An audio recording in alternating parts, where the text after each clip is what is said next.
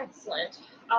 Welcome to ANC 5S meeting. It is October 21st at 7:03 p.m. And I call this meeting to order. We'll begin with a roll call. Commissioner Hurst. Present. Commissioner Sani. Present. Commissioner Williams. You're present online. Present. Commissioner Galvin. Present. Commissioner Anderson is me and I am present. Commissioner Bishop Henchman. Here. Commissioner Pinckney. Commissioner Pinckney is not present. I'll just make a logistical note. If anyone online is not able to hear us, please let us know. The HVAC is on in our room and is a little loud, so just please do let us know if you can't hear us. All right, we are officially moving to the approval of the agenda with apologies for my technical lapse. The agenda was posted a little bit late. There are a couple amendments that have been made right before we started the meeting. I will propose to add these two items.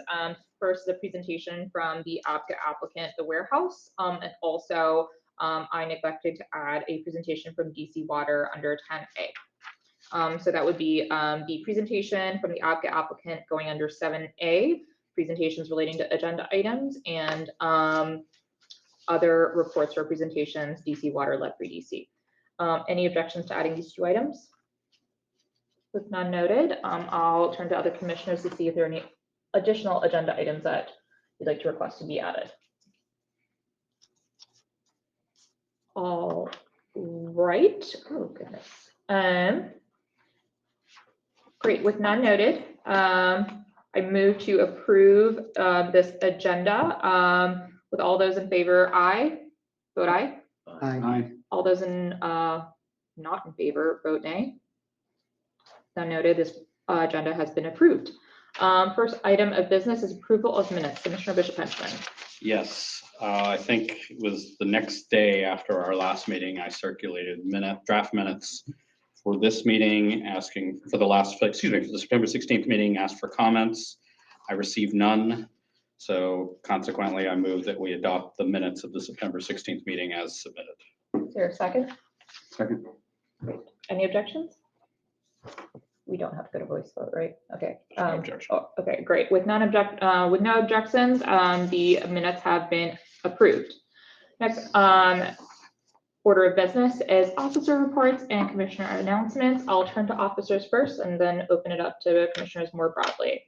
I'll probably go to our treasurer first. I think you have our most substantive update. Yes, we have a revision to our Q3 QFR report, which I had mistakenly not included a check that I was putting in the QFR Q4. It should be on QFR Q3. It's $169.49 check that was for our Zoom account. We approved that expense. It just needs to be moved onto the Q3 QFR. So I'd like to have unanimous consent to have a revised Q3 QFR added to the meeting minutes. Great. Just a point of order or Please. announcement. The QFR is our quarterly financial report. Yes, yes, it is. Great. Excellent. Any objections? So just to clarify, it's you're moving that we adopt a revised Q3 Q3 QFR that includes the $169.49 item. Yes, exactly. I second. Great. Thank you. Commissioner Bishop Henchman seconds. Any objections? With none noted, this passes. I would also like to submit for a voice vote the Q4 QFR that only has one debit, which was a grant that we gave to the Eckington Civic Association.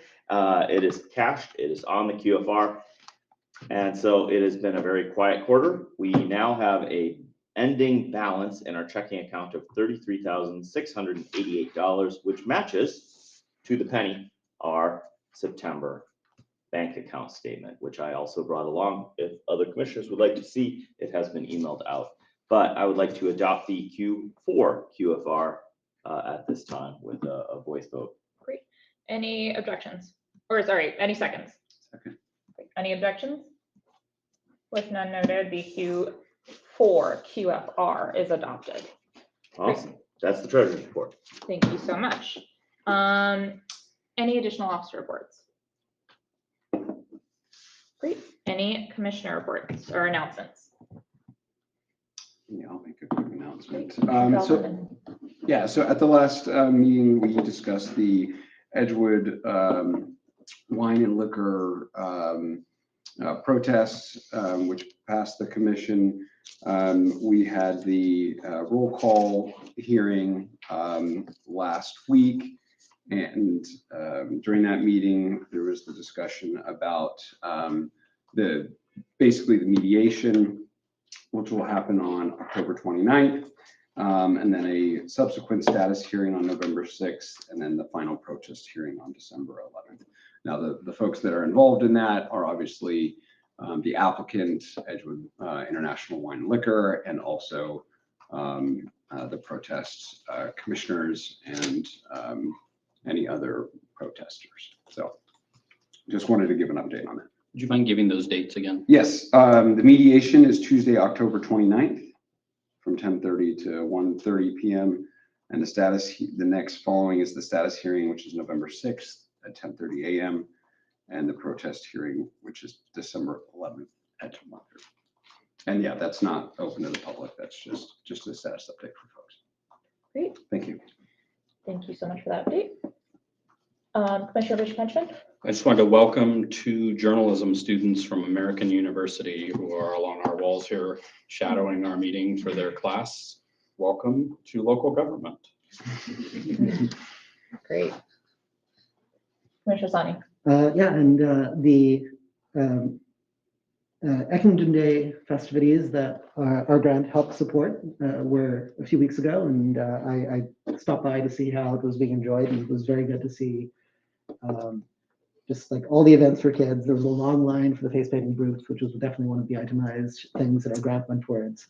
So it was very rewarding to see like the community enjoying things that we were helping to fund for them. So it just wanted to say these things exist. We have a grant program. We're in the process of getting the documents up on the website for how that works, but very much encourage people to, if you're in a community organization, to reach out to your commissioner to kind of get in the pipeline and be a bigger part of the community, perhaps. Fantastic. Thank you for that update. I actually have one more note. Yes. That's right. Or I guess quickly, it is already on my to-do list to add the GEP grant information. It'll be added shortly. But in the meantime, if you are interested in learning more about the grants program, please reach out to your commissioner. But hope to have that before next meeting. Great, thank you. I just wanted to say, I know DDOT's probably not online, but I wanted to give an update. There was a significant sidewalk improvement project that's happening right through the middle of our commission area between North Capitol Street along Rhode Island Avenue all the way to 4th Street. There was quite a bit of areas that were just not traversable, especially if you are in a wheelchair or if you had a stroller. And so they replaced a lot of those sidewalks, and they're still in progress in doing a few more. But I wanted to give thanks to DDOT and the mayor's office prioritizing that. We had passed a resolution back when the 3rd and Rhode Island Avenue work was done in a request to improve the accessibility in adjacent areas. And I'm happy to see that they were listening and that got done within a year. So big thanks to DDOT and community advocates who had submitted lots of 311 requests for that stuff. So thank you. Great. Any additional announcement from commissioners? Great. We will move forward. So the next item on our agenda is announcement from representatives of elected officials. I just wanted to see if either a representative from the mayor's office or the council member's office is present. So I see Mr. Bonar. I don't see Mr. Black. Great. So we'll go ahead and go with Sam. Sam, go ahead. Hey everyone, good to see you. I glad to be here. I'm Sam Bonner. I'm the Councilmember Parker's constituent services person for ANC 5F and now also 5C. So I wear a lot of hats, but I'm happy to obviously happy to share a couple updates. I'm just pulling up our most recent newsletter.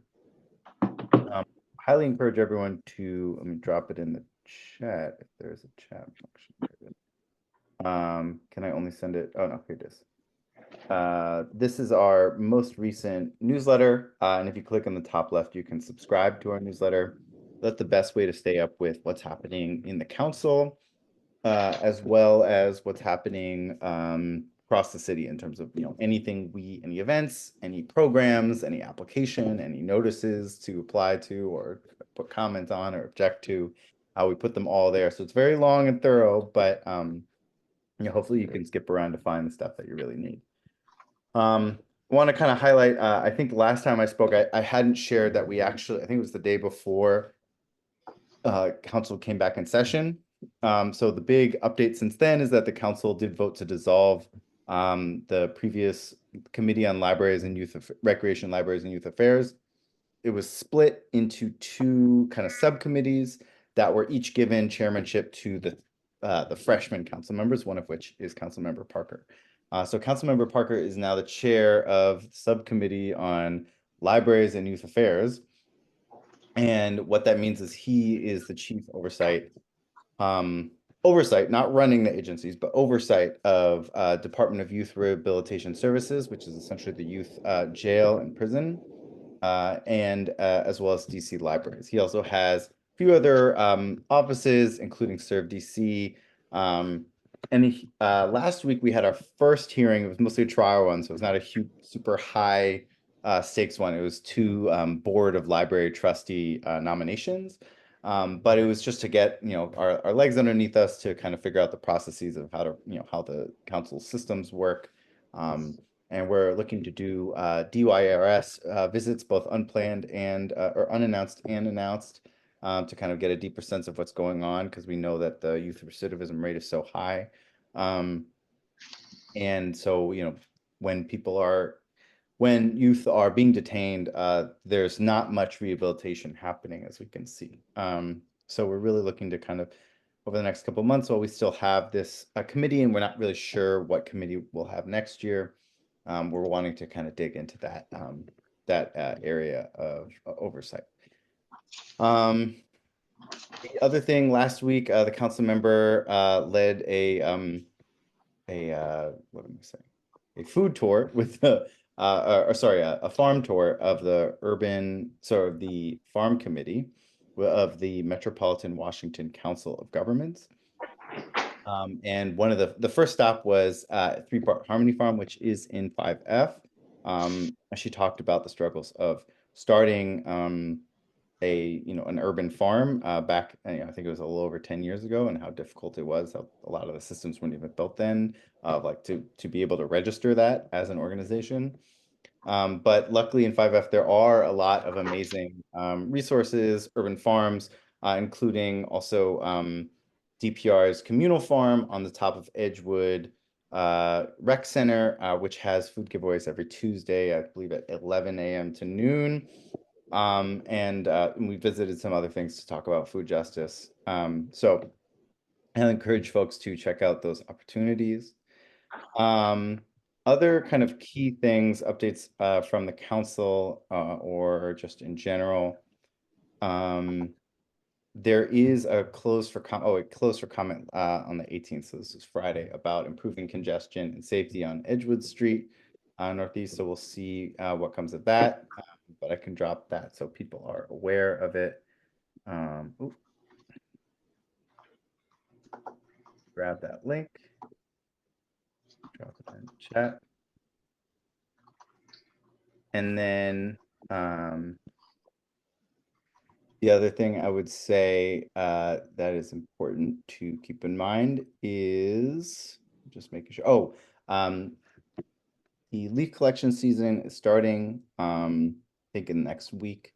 And then it'll go through these kind of series of rounds of leaf collection. But they will be sending you information or should put it in your door. And then I would also say if you're a senior or have any kind of disability, encourage you to apply to the sidewalk shoveling exemption form. I'm dropping that in the chat. That's if it does snow, homeowners are required to be in charge of shoveling the snow on the sidewalks in front of the house. But if you cannot do that, you can apply for a shovel exemption from DPW. Other kind of key things, I know Langley Elementary is doing, oh, it already did this. I'm looking at all events here. So let me make sure. Lethia Tanner Park's having the Home Rule Music Festival on October 26th. And I think those are the big things that I have to share. But happy to take any questions or comments. Cool. Thank you so much, Sam. I'll go to questions from commissioners first, and we'll open it up to the members of the community. Commissioner Hurst, I saw your hand first. I did. Thank you. I'm sure you know that the Washington Teachers Union navigated into a deal with Mayor's office, and they are voting on that. The final vote is supposed to be turned in by midnight tonight to the Teachers Union from Teachers, which I predict is going to pass. And then it needs to go to the city council to get approved, we were told. That was the process. Any idea how our fabulous Ward 5 city council person is planning on voting on that? And how that will go at the council?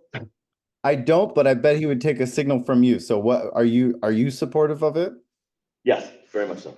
Okay, well then I will let him know that. I don't have an answer. I haven't talked to him about it, but I see no reason why he would, unless there's something I just haven't been involved in those conversations.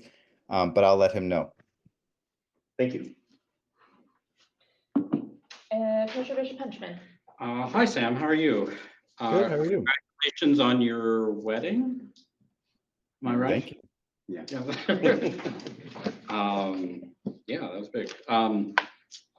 I wanted to give a heads up both to you and to everyone else that I will be submitting a letter to DDOT about Metropolitan Branch Trail auto entry. Unfortunately, in the last week, we have had 3 incidents that I'm aware of, and quite possibly more, of cars turning onto the trail, I think primarily from the R Street area where there's no bollards, or there's some, but they're like in the middle and it's wide enough on both sides for cars to get through.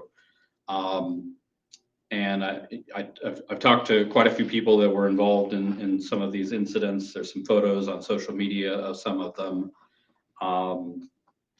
Confused drivers and people speeding towards. One of them happened on the night that we had the movie night in Lethia Tanner Park. So we had tons of families and children walking south right into where the car was heading north. Big safety concern. I know the council member has been incredibly helpful on getting planters and barriers at the I think Q Street entrance to Tanner Park, as well as other improvements along the trail. I hope he'll be supportive of this effort as well. But I wanted to give a heads up that that letter will be going into DDOT this week.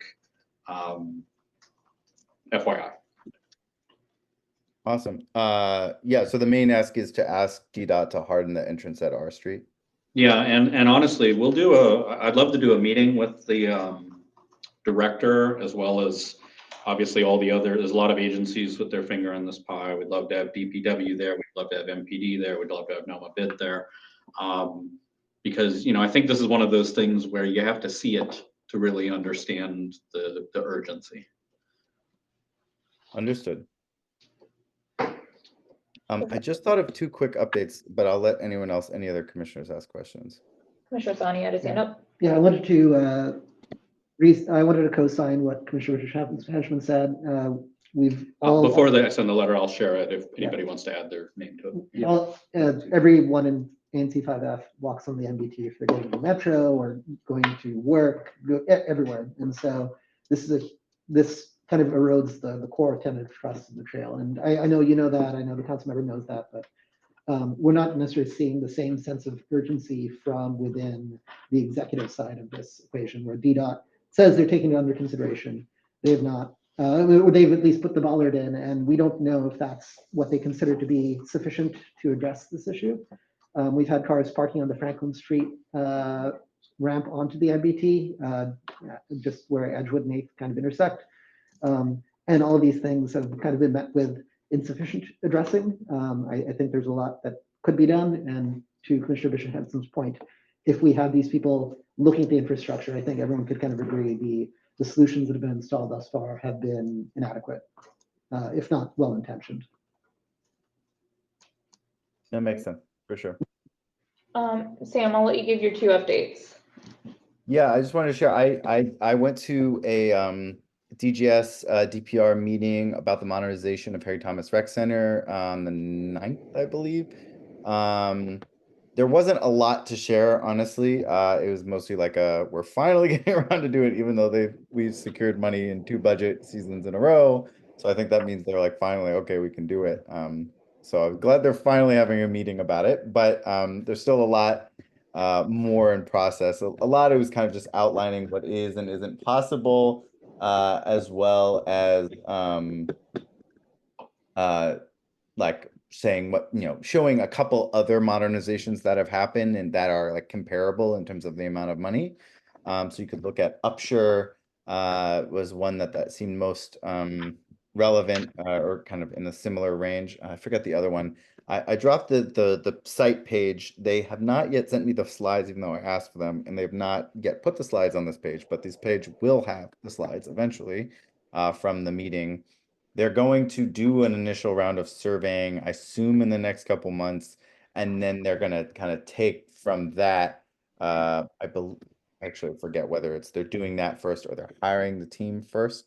But essentially, they have to hire someone to start to draft up what could be possible, and then they'll have another meeting probably in the spring with a couple ideas and plans based off of community ideas of what they want, and then there'll be another probably round of that. So we're still probably a year or 2 away from breaking ground on that. The one thing that I think was important that I kind of pushed them on and got some clarity on is I know there's been some concerns or some requests from community leaders, including Commissioner Pinckney, that the money should go towards enclosing the pools so that we can get more building space that way. I know that not everyone agreed with that, but I just wanted to see whether that was even on the table, and they said it was not, that the money would not, there would not be enough money for that. Seems like it could be both a full renovation or a full demolition. Again, depending on, there's both costs, ups and downs of both of those, given the level of need in the building. But the field is definitely on the table. The overall flow of the whole complex is on the table. And I know that we've been really trying to push for taking a more proactive approach. I know safety is one of the most important things, especially right now with so many safety concerns at the park. But there's also real limitations to some of the safety approaches we take, such as at Edgewood Rec Center, where you lock a bunch of those fences and then you actually lock people in, and you make the space actually a little less safe. I found myself locked in there just the other week at Edgewood Rec Center. So by making people have to go through more dangerous alleyways because we've kind of limited the egress. So we're hoping to push them on a more comprehensive approach to safety and making it so that there's multiple flowing ways through it, so that there's multiple places to go, and not just focusing on a very kind of erecting barriers and fences as the only way to make it safe. And this ties into the other update wanted, which is just, I know we're working on doing a coordinated conversation with DGS, DPR, DHS, and I believe maybe DCPS to talk, one, about advocating for, through this process of creating a safer rec center through the modernization process, as well as to talk about the immediate safety issues that I believe there's a resolution coming up later in y'all's meeting about the Emory Rec or Emory Shelter and the rec center. just know that I'm doing everything I can in terms of trying to actually address the many multitudes of issues that are kind of all being lumped together. It is tough because it's hard to get the different folks to really want to do a comprehensive job. They're each kind of operating in their own lane. And I'm really hoping to advocate for how do we get folks to do continuous, consistent outreach to folks there to address the many different issues that are coming up, and have a deeper sense of what's really going on. Because I think a lot of the different, noise versus trash versus shelter versus, just other people who are hanging out and come there, all of those kind of issues all kind of get lumped together. And I think we need like someone who actually has a deeper sense of all the players and who's going there, and to be kind of not just a policeman rolling through, but someone who's really building relationships so that they can correct antisocial and unneighborly behavior. That's something I'm advocating for, and appreciate y'all weighing in as well, and happy to kind of give more updates as I get them, though I don't have anything concrete yet. Thanks, Sam. Just I'm recognizing myself, I guess. That was going to be one of my questions, Ray Emery. So thank you for that update. Just for clarity around Harry Thomas. So basically, that first round of community input that you mentioned will most likely be online. So you'll probably have an update for us next meeting on where we can direct folks to submit I that. hope so. I Okay. hope so. Yeah, and I can definitely oh, did they already share it? Sorry, there was some. No, it's something, it's, no, sorry. Something else. We I was sidebarred. caught not paying attention, I'm sorry. You're good. I will be happy to, I will definitely share it with all the commissioners, the civic associations. When I do have that, it'll also be in our newsletter. There was no commitment in terms of when it will be. I hope it will be in the next month, that they'll have it. It would be crazy to me if they don't, because otherwise what was the point of having the meeting? But yes. Just one quick thought that occurs to me, given the proximity of the two locations, are any of those conversations of like Emory and like the Harry Thomas conversation kind of happening in tandem, or any coordination there? No, and that's kind of what why I was trying to bring it up, is like that's our goal, at least, is to get those conversations actually happening. So it's not just a DGS and DPR meeting. I will say at the DGS meeting, there were a lot of comments about it. Obviously, it was probably the main thing. I didn't get a lot of, I tried to ask and I didn't want to hear a lot of tangible, like, what does safety look like? Obviously people want, cameras and lighting, and I think those are fine, but like, how do we actually create the space so it feels safer, so it is safer, so there's people don't kind of get trapped, and also so that there isn't there was actually the one idea I thought was helpful is like having like the hangout space in the park be farther away from the playground, so there's kind of like a family space and then a hangout and cookout space. So that was one idea, but if there's other people who have ideas of how, at least what we could be advocating for our office in the process, or also kind of create a rallying cry from the community through the ANC, for these are the types of things we want to see there, I think that'd be really helpful, to have those kinds of demands, that these are our priorities of what we need. There's a lot of talk about amenities, but we also need to prioritize those, right? They're saying you're not going to get a new field and a new and a new fitness center and all of the building things and this, I forget the fourth thing it said. But so we kind of have to have priorities of what are the most important amenity updates and what are the most important kind of safety upgrades and design updates. Great. Thank you, Sam. I think that's super helpful. Thank you for referencing that resolution that we have on our agenda later this meeting. And thank you for kind of like referencing this as well. But is there anything else we can do as a commission to kind of help make progress on both points, I guess? I would say just what I said, like kind of coming up, doing some kind of engagement around what are our like what are the like brainstorming, what are the potential amenity additions, and then what are the most important ones to people, That's one thing. And then also, yeah, like a brainstorming of how it could look, how it would feel better to move through the space. What could you change about the layout of the whole complex that would make it feel safer? And engaging people. I mean, DPRs are obviously going to have a formal process there, but even what questions they're going to ask are going to kind of limit the conversation, right? And so encouraging people to do that work and start to kind of build a list of demands or resolutions around what are our top priorities in the community, I think would be helpful as early as possible.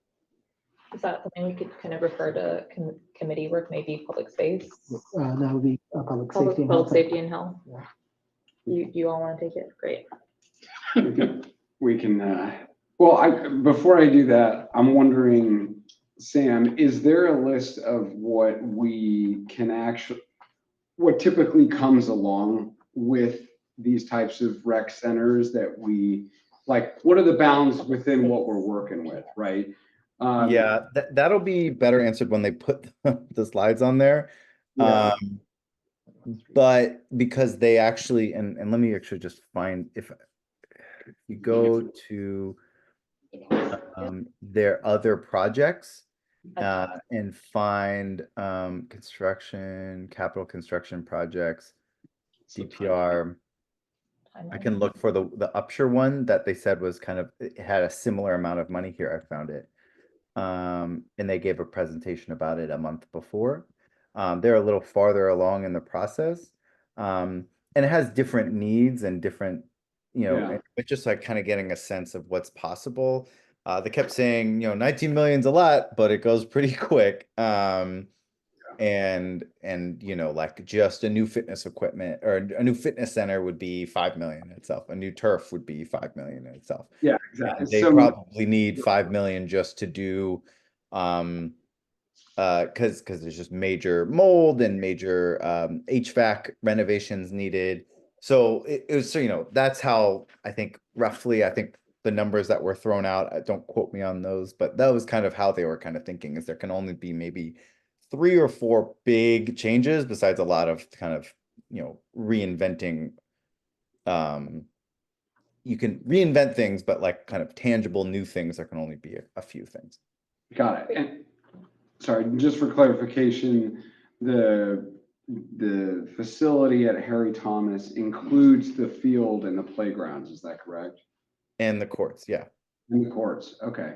Yeah, in my opinion, for the commission, I feel like this might be a combination with the Public Spaces Committee and the Public Health and Safety Committee, but I'm open to thoughts and suggestions. Commissioner Bishop, I think you had a question about timeline, right? Well, I guess 2 questions. One, timeline, like if we're providing community input or input in addition to community input, how late is too late to make a difference? And then the second question is, I don't know, I know Commissioner Pinney wasn't here earlier. I don't know if she is here now, but I'd certainly want to not run at odds with whatever effort she may have already undertaken to gather community input. She is not currently online, but it'd Well, be I may- helpful to know I when may- our input would be timely. I would definitely defer to her to lead that, but I know that we want to be at least starting and having conversations, even if it's just early, of like brainstorming, like what do people want, what are people's priorities. I think that whole thing isn't going to determine what DGS and DPR do, but it's helpful to start to surface the kind of themes so that in next year's process, both in like the formal community input, weighing in on the potential outcomes, but also in the budget process, like just having those debates and having clarity on what different community leaders and different groups or different priorities might be in play will, I think, be helpful. So I would say spring is when they're going to have like actual plans to reflect on. At least that's what they said. So you probably want to do it, in maybe it's early next year. But just having those kind of more informal conversations now, even if it's not a formal process, just it's kind of a call to action, just because I think a lot of times people wait until DPR and DGS have already made decisions, and it's helpful for me to be equipped with what am I hearing from the community about priorities, as well as, in budget conversations, in advocacy that y'all do on your own, that just like to have those questions already circulating. Great, thank you, Sam. I'm going to punt the discussion of how we get input and what committee, et cetera, that fun stuff to the committee and task force update section of our agenda. But I want to open it up to the public to see if anyone has questions for the Councilmember Parker's office. I see, Melissa, your hand raised. We'll go to you first. Anyone online, please use the raise hand feature, or anyone here with us in person, please physically raise your hand. Hi, Sam, Melissa Coughlin. I live in ANC 5F. I know you were talking about amenities, and I was just curious if the Harry Thomas rebuild will continue to include a swimming pool. There's only 2 other pools, one of them, which is Hagen's, which is very small, that are open for the entirety of Ward 5. So just hoping that is included. I think the Harry Thomas pool is a valuable asset to our community, and hoping to see it be maintained. Yeah, no, the pool's definitely staying. I think it's just, again, that is also part of the potential like amenity upgrades or updates, and there might be just minor things, or if you wanted to spend one of your 3 or 4 big things to do some big upgrade there. I don't know if that's on the table, but they said everything was on the table pretty much. But yeah, I agree, and they said that was also why I asked whether they're going to put the pool inside, is because there are actually other indoor pools, a number of which are nearby, including Dunbar, the new Reservoir Rec, and Turkey Thicket. And so, yeah, they kind of were like, yes, this is going to stay outdoors. Great, thank you. We don't see any other hands online. One hand from Ken's will recognize you. You'll still have to unmute yourself, but you have the there you are. Hi, good evening. Can you hear me? Yes. Hi. Just wanted to know, this is just, I'm a new resident to ANC 5F. I moved here this spring, and I have a comment about the rats and the rat infestation that's affecting our alley. Can I speak about it during this particular part of the agenda, or is there another part where we can discuss? Yeah, if you'd like to, this section is kind of for a Q&A with the council member's office. So if you'd like to direct to him, to Sam, who's representing the office, you're very welcome to. We also have public comment next, so it's up to you. Okay, I'll wait for public comment. All right, great, excellent. Of course, any other hands raised? Well, I'll give everyone a minute for any last minute questions for Sam. Don't see any. Thank you so much, Sam. We will see you next month. Yes, thank you all. And again, I'm sorry that I'm double booked on these nights, so I do have to hop to BCA, but Bloomingdale, but I really would love to get any updates or any things you want to make sure I include in the newsletter, or things I should follow up from the rest of the conversation. Please let me know. Thanks, Sam. Thanks, Sam. Thanks. All right, great. Now moving on to public comment. So we'll go ahead and recognize maybe Ken, who was speaking earlier. All right. Hi, can you hear me? Ken. Okay, great. Thank you. Yeah, so I was, there's a huge. If it's okay, would you mind sharing your name? Oh, it's Kemi. Okay. Kemi. Great. And I live in Eckington. I'm a new resident to the area. I know that rats are a part of city life, but what I've seen in our alley and in front of our homes has been extremely surprising. We have rats that are roaming not only at nighttime, but in the morning, in the afternoon time. They have literally taken over our alley. We call 311 to put requests in. Sometimes they come. A lot of times they don't. We as a community are trying to do our part in terms of, washing our parking pads, washing our bins, practicing proper trash disposal, making sure trash is tied up in solid bags. But we have rats that are running rampant, and it's very distressing. And so I want to know what we're doing to remediate the issue. I think there's a lot of reactive behavior, but I'm really interested in knowing what can be done proactively to address the issue, because I'm actually regretting moving into the neighborhood. I did not experience this in Upper Northwest, in Van Ness, in Bethesda, Maryland, in Virginia. I've never seen anything like this. We'll kind of get public comment and then we'll go to commissioner responses afterwards, if that's okay. So we'll thank you so much for your comment. Any additional comments from anyone online or in person? Okay, go to commissioner responses then. Does anyone like to tackle public health and safety? Yeah, perhaps? yeah. If the chair would mind recognizing our chair of the Yeah, Public Safety absolutely. and Health Mr. Committee, Enterprise. that would be helpful. That'd be great. So rodents are definitely an issue in different portions of the neighborhood. I live with an alley nearby, and Commissioner Bishop Henchman put us in contact with someone from DC Health, who's in charge of the Rodent and Vector Control Division. Their recommendation is if you go to Google and you type in DC Health rodent petition, it'll be the first link that says rodent petition. Download the petition, go to your neighbors, get them to sign the petition as well. If you could get like 3 to 4 signatures at least, then there's instructions at the bottom of who to contact directly from DC Health, so they can bring a team down and they kind of expedite that type of request.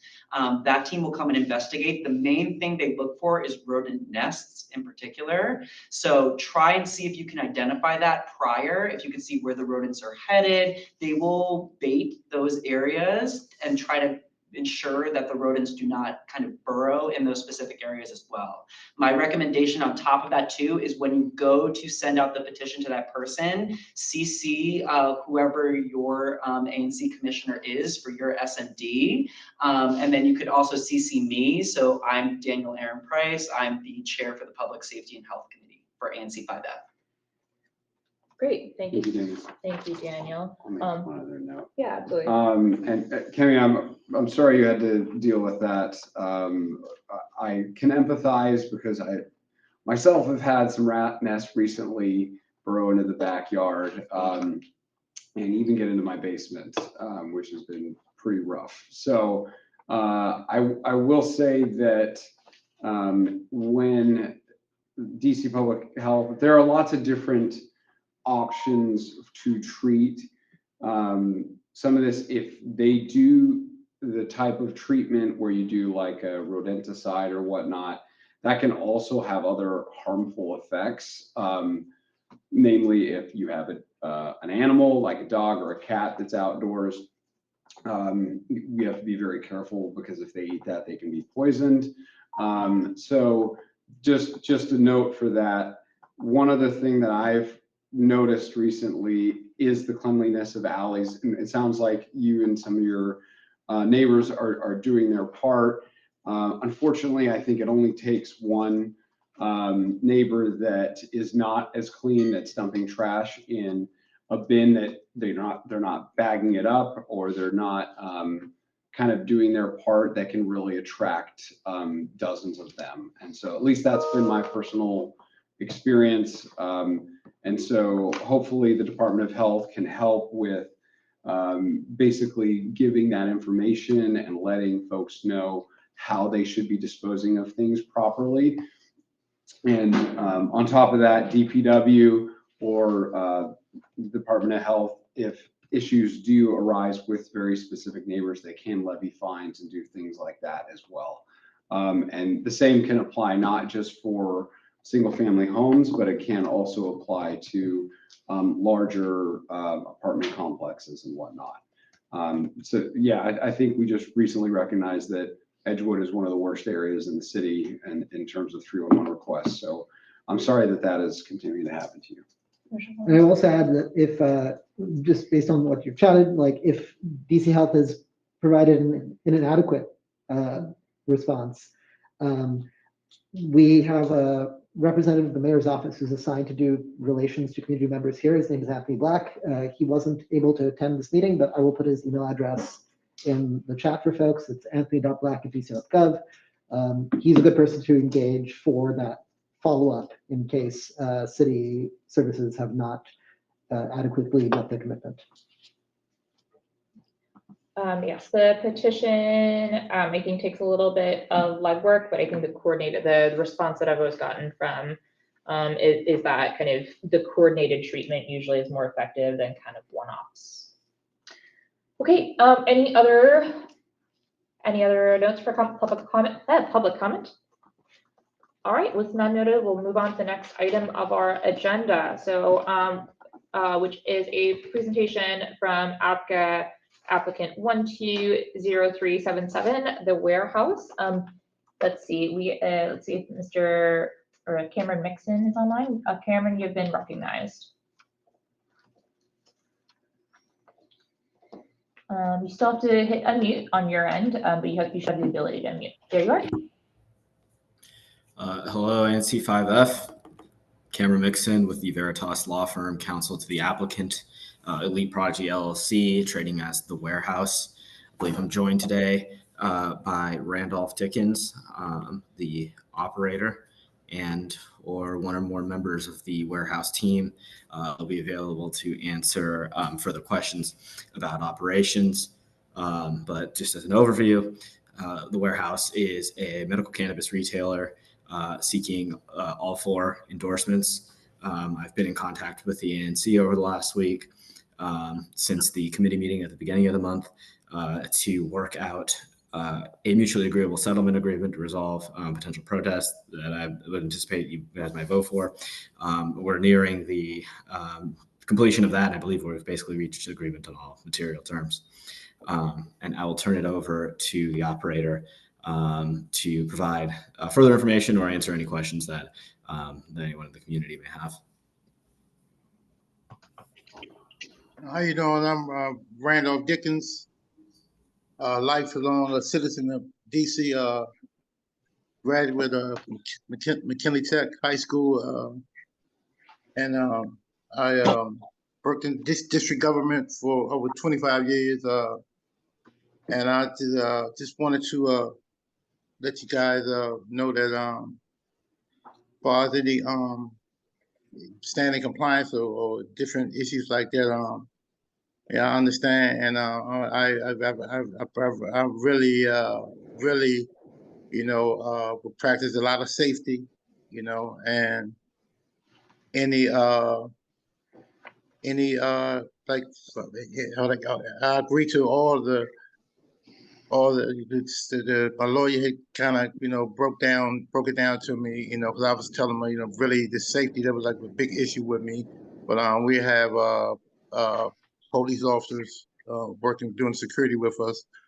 As far as the cannabis, the smell and all that, we got these machines there's like a mist machine where it's gonna take the smoke in and push it back out like with a fragrance.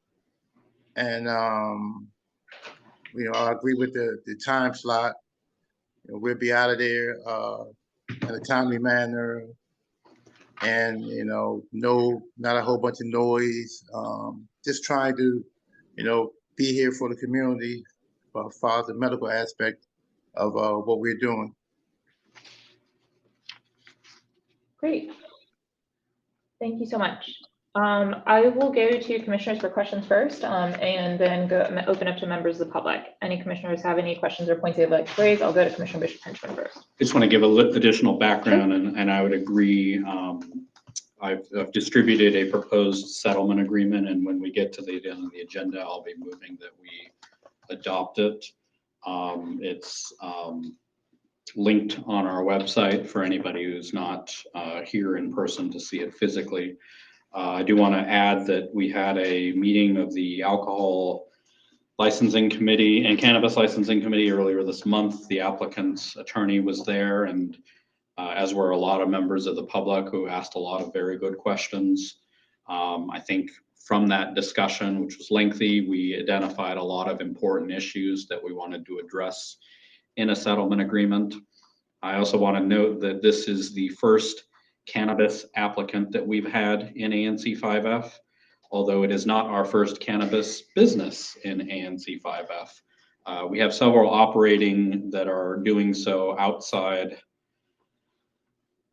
the legal ways. They should be operating.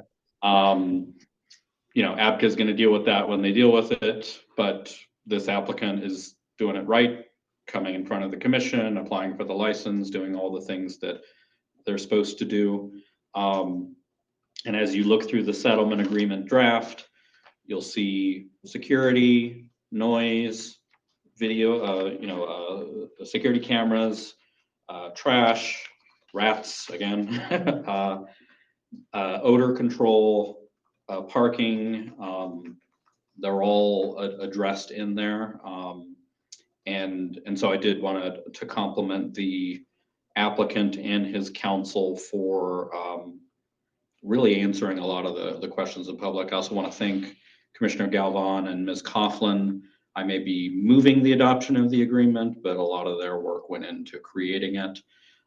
We also consulted with other ANCs in the city who have done cannabis settlement agreements because this is a fairly new thing.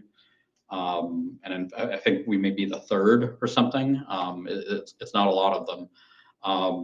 So we really were kind of starting from scratch on developing it. And I also want to certainly extend appreciation to all the members of the public that participated in the process and provided input. Hopefully we're hitting the right mark on it. We're trying to make sure that the establishments can do its business, can operate its business without negative impacts to the surrounding neighborhood. And I think we've gotten there. I'm certainly eager to hear from anyone else who may have suggestions, including my fellow commissioners. But I just want to update where we're at and just note that the applicant has been extraordinarily cooperative and responsive in this process. Great. Commissioner Bishop-Henchman, could you just give a quick recap of some of the issues from the public at that meeting that kind of rose to the top? Just kind of a quick summary of any key questions that came up. I might defer to Ms. Coughlin, who I know is on, but I kind of hit on them already of making sure that just because cannabis business have a lot of cash, so what are you doing to make sure that security is addressed? Discouraging consumption immediately outside the establishment, including like blocking the doorway, removing trash and litter from the sidewalk adjacent to it, mitigating noise that can be heard outside the establishment, installing security cameras, installing lighting in the exterior of the premises, making sure trash is collected and that rodent-resistant receptacles are used, making sure they have a contract with a rat and vermin control company. Odor control, that one really is brand new. There was one other ANC that had a provision.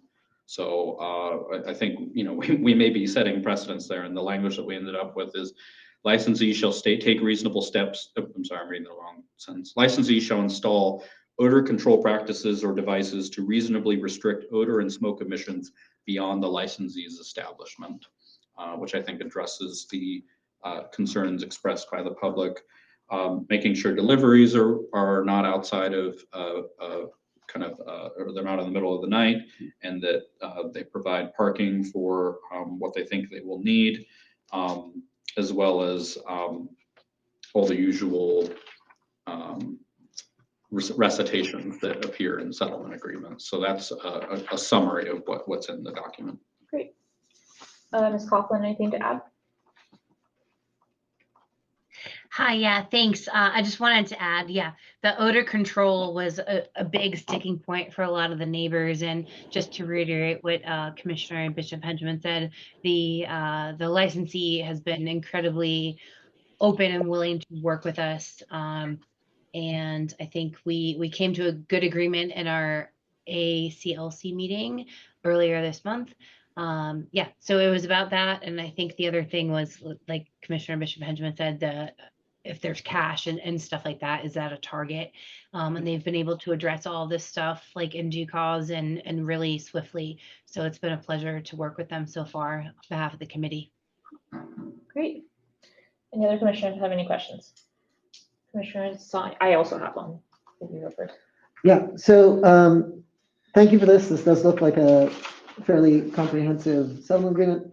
I did have one question about the process for deliveries. So the verbiage in obviously a draft settlement agreement right now states that I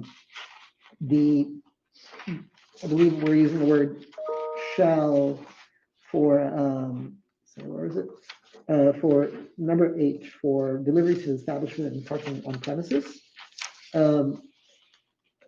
Licensees shall encourage all vendors who drive to park in commercial loading zones, on-street parking, or I assume, or on-street parking. Within the context of the settlement agreement for alcohol sales, if we granted the Trader Joe's business coming into Monroe Street, we included the stipulation that they refuse delivery from vendors who they know to have parked in a non-designated delivery zone. Would the commission, like obviously, like this is a discussion, but I would strongly suggest similar. We're in Q&A on the applicant, so maybe ask the Yeah, applicant what they think. either of you, would you be open to similar verbiage there around if you know a vendor has parked on the sidewalk, obstructing pedestrian traffic, telling them, no, you have to park right before you can bring in these boxes? Okay, so this is an issue I encounter very frequently. It's something I have to dig into APCA rulemaking in order to answer comprehensively. Of course, we don't want to, and it's one of the factors the board considers in whether to grant a license is the effect on foot traffic and residential pedestrian safety, the flow of traffic. So of course, we're completely attentive to that. I will say that in APCA regulations, there is a term, there is a rule that APCA will not approve agreements or enforce terms that call for licensees to exercise control on third parties outside of the premises. So, you know, we can take it upon ourselves as a personal ethic to say, here's a designated space. And I think actually the space in question here is perfectly attuned for allowing vendors to park completely apart from the normal flow of traffic. There's just no like affirmative measure that a settlement agreement can call on a licensee to take to make sure they don't park illegally. I'll say that APCA's council did review that language and they found it harmonious. Before we because we'll be debating this in a little bit. Would you mind hunting down that precise language from the Trader Joe's settlement agreement and have that? Certainly. Yeah, just so we can have language in front of us. Perfect. Yeah, I'm fine deferring that discussion for that section of the agenda. Okay. I have a question, I guess, for the applicant. So just since cannabis licensing, I think, is newer to all of us, I just wanted would love a little bit more information on kind of the endorsements that you've applied for, primarily kind of the education tasting and the safe use treatment facility endorsements and what the plans are for that. Mr. Dickens, I believe, is best equipped to answer. No, so far as the taste testing and the medical, what I was going for, you know, we have a lot of citizens in the district that, you know, have different illnesses, and they're using the cannabis for it, you know, to get treated or healing, and I want it to be accessible for them.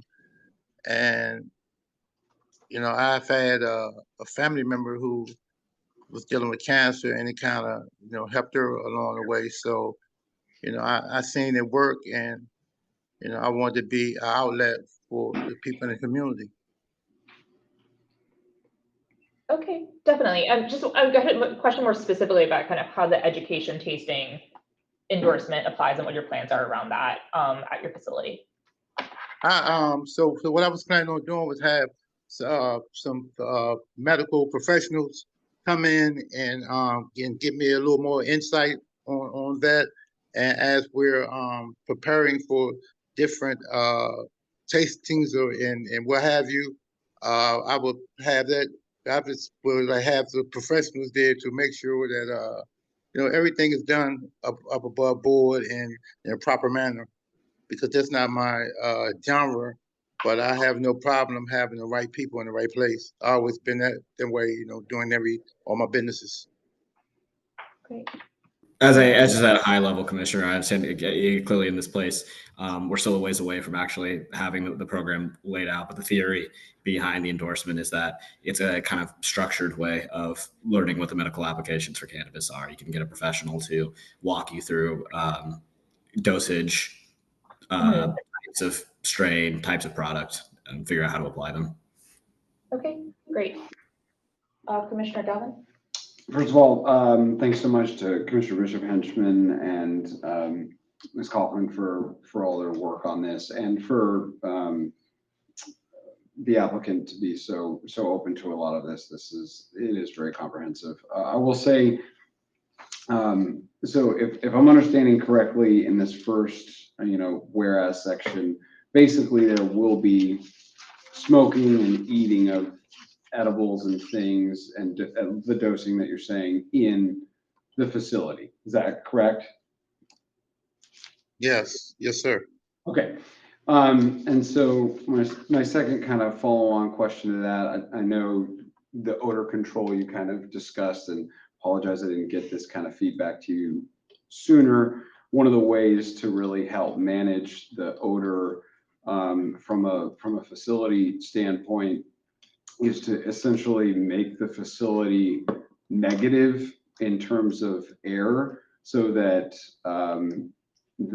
every time you open that front door, essentially the air is sucked in from the exterior. So you make the facility negative, and then you're basically balancing the heating, ventilation, and air conditioning systems appropriately to basically use a carbon filter. They have something called Purafil. I'm just wondering if you would be open to that kind of odor control systems as part of. Yeah, I have looked into that. One of my other businesses that I had dealt with, we were doing the hookah, and you basically have to kind of like do the same thing with those facilities, because like everybody don't, and this is like with a cigar bar, everybody don't want to smell the smoke. So it's 2 or 3 different avenues that we're looking at, but we're kind of like based on my history with it, with the cigar and the hookah. It's like a humidifier.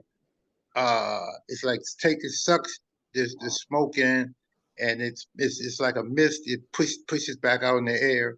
And you also touched on something that made sense with the carbon filters. I've seen those work also. I mean, we're just open to what is going to be best, and you guys feel like we're just trying to stay in compliance and work with you. You know what I mean? Understood. Appreciate it. Thank you. That's all I have. And just on that, I'll note that as we've drafted it here, it focuses on the result, which is restricting odor and smoke emissions beyond the establishment without specifying a particular technology. Agreed. In part because I imagine we will have technological advances in the future. Yeah. Limit us to prescriptive. what may be state of the art today, but maybe less state of the art in the future. Understood. Great. I mean, the one point that I kind of have on that is, I think often with noise, people or other settlement agreements have like stipulated a decibel level. I'm just throwing it out there. That might be something, just because the language is quite vague as to reasonably restrict, but that might be something to explore, if not for this settlement agreement, for ones in the future. Yeah, no, I certainly agree. And as ABCA develops case law on, I mean, I don't even know what you measure odor in. So we may have to have some learning and government on this before we're able to be more specific. Aromatic compounds, is that what it is? And then on noise, I just want to note, a lot of our settlement agreements have restrictions on noise in some regard and endorsements after a certain hour, after 10 o'clock, after 11 o'clock. This does not have this because the applicant's seeking to close at 9 o'clock. So that's why, We'll be out of there anyway, so we'll be gone. that's why there's no noise restriction language in there. But in the future, if we were to get an applicant seeking a summer garden after that time frame, I imagine we'd want to include that in. So just a note for the future. Great. So the settlement agreement kind of exceeds beyond what the licensee is current, or the applicant is currently planning on operating, because I think the numbers right here, or It's at the 10 o'clock, times, yeah. yeah, 10 o'clock, and I think no, like, windows closed by 11. Not to reopen the whole 10 o'clock versus other times, but that's Sure. kind of what Yeah. So- Great. Any other questions from, or any questions from the public? Any questions from commissioners? I know we will kind of vote on this, so I did find Commissioner Sani's language from I guess it's our language, we voted Yeah. on it, but the one he was referencing from the Trader Joe's, and I'll just read it. It says, applicant shall not knowingly accept deliveries from delivery vendors parked illegally. So it's focused on applicants' activity on their property, which avoids the problem that Mr. Mixon identified. And I'll note also that ABCO approved it as part of our Trader Joe's settlement agreement. So Mr. Mixon, I'm guessing there will be an amendment to add that language, and either now or then would appreciate if you're fine with it, knowing if you're fine with it. I thank you for letting me know that it was incorporated in a different agreement. That's actually one of the first questions I'd asked. I'd like to, before making any commitments about further terms that haven't discussed with the client, if we could confer separately and then return to it maybe before execution. We still have to incorporate various terms we discussed over the course of this afternoon into the final draft. okay, great. Thank you so much, Mr. Mixon and Dickens. We will, I'm gonna propose that we move forward to our consent agenda. So we have one item on our consent agenda, which is the resolution supporting action plan to reduce encampment and capacity issues at Emory Low Barrier Shelter. For those of you who may be new to an ANC 5F meeting, the consent agenda is a kind of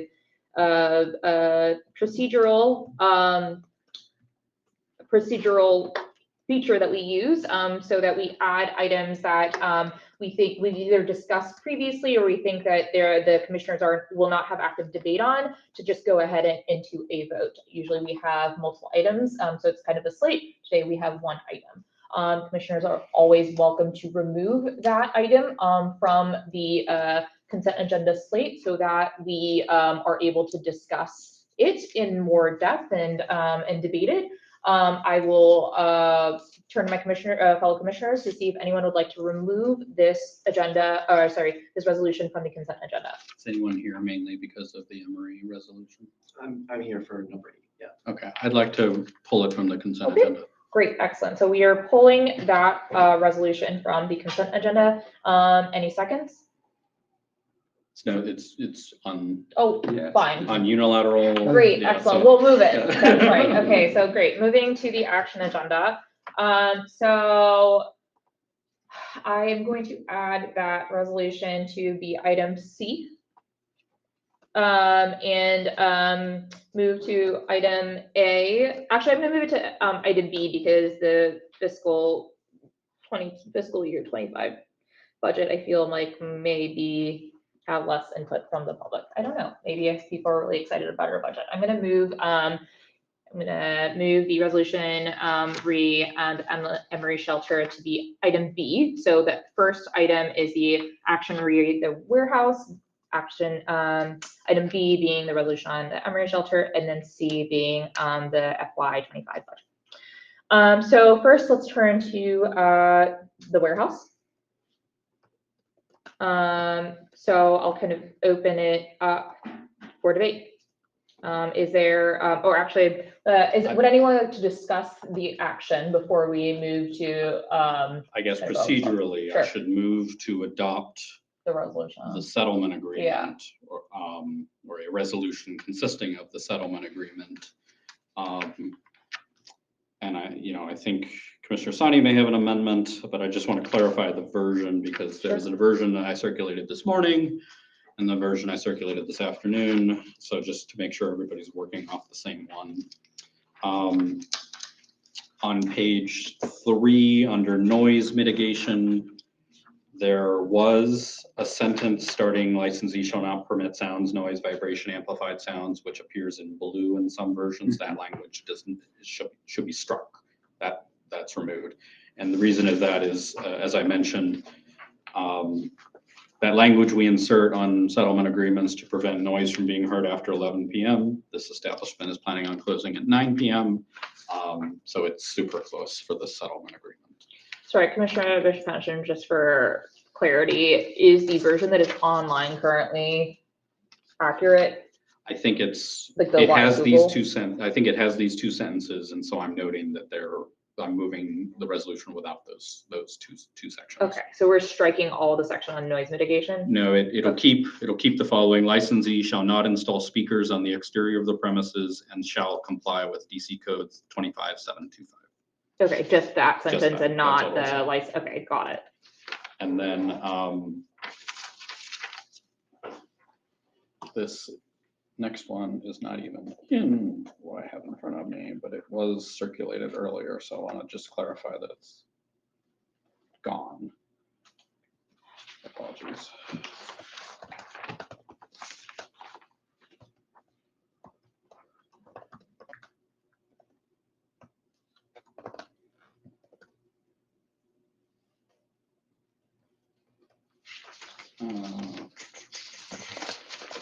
It was in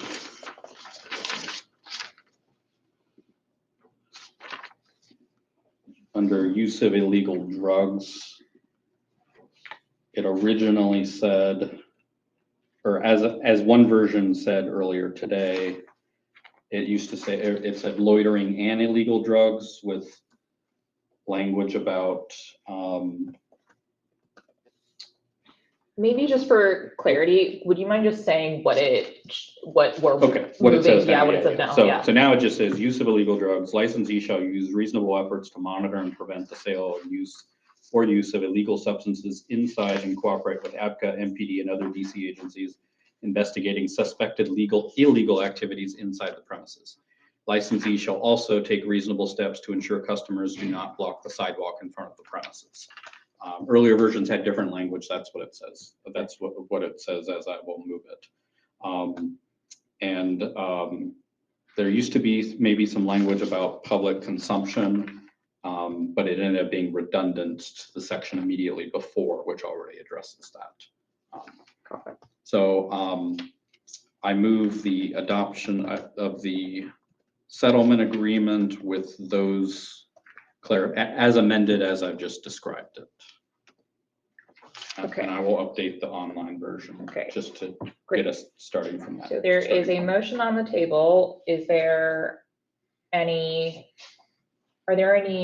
I'll go to Commissioner and ask, are there any proposed amendments to the settlement agreement as proposed? Commissioner Sani?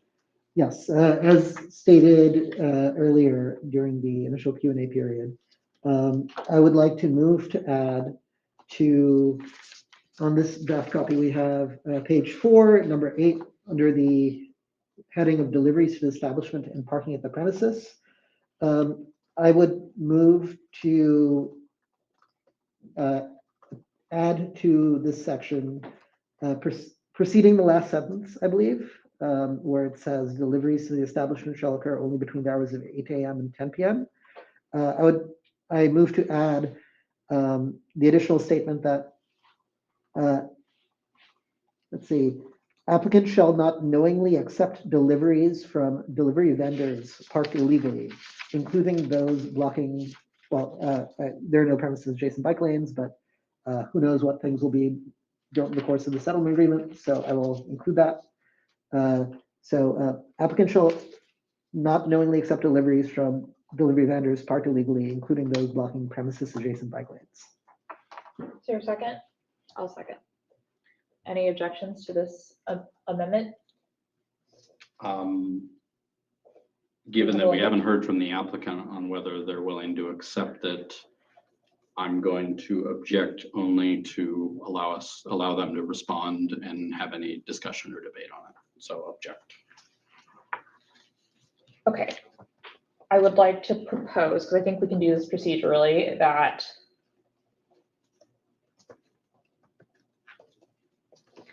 like I would, I think they needed time to confer separately. I don't know So, if they called between them last time, I don't know. okay, why don't we do this? Because I think we can do this procedurally. Basically, vote on that amendment and have it essentially be contingent, right? Where if the applicant rejects that clause, that we adopt the language as noted without that provision? Or how would we like to do this? I'm fine taking that. As you were saying, like a deferred action, essentially. Yes. Got it. All right, I'm having these debates in public is always fun. When does this need to be adopted by, I guess, is the question. Look up when the protest. Yeah. Ms. Coughlin will know off the top of her head, but we can look it up. So it's this week, I think. It's this week. Okay. Mr. Mixon, and Mr. Dickens, I'll just kind of see if you all have had a chance to confer. I know it hasn't been much time to see if you all have had a chance to confer offline regarding. Commissioner Sonny, would you mind reading the language again? Certainly, the language is applicant shall not knowingly accept deliveries from delivery vendors are illegal, including those blocking premises adjacent to parking. Yes, we did have the chance to discuss, and yeah, my understanding was correct that they have a designated loading area that's off of the public thoroughfare, so there won't be any need to have vendors park somewhere on the street. So we have no problem adding that language if it facilitates. Thank you. Thank you so much for the quick action on that. Great, so we have an amendment. There is a second. Any objections to the amendment that Commissioner Sani has proposed? With none noted, this amendment passes. So we'll go back to the original motion on the table, which is to vote on the settlement agreement with the amendments that have been incorporated. Any seconds on that action? I second. Commissioner Sani second. Any objections on moving to a vote? Great, let's go to a roll call vote. Commissioner Hurst, how do you vote? Commissioner Sani? Aye. Commissioner Williams?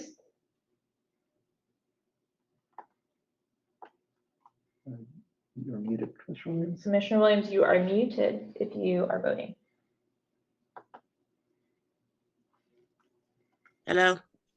Hi, we can hear you. How do you vote? Yay. Great. Commissioner Galvin? Aye. Commissioner Anderson's me, and I vote aye. Commissioner Bishop Henchman? Aye. Commissioner Pinckney is not present.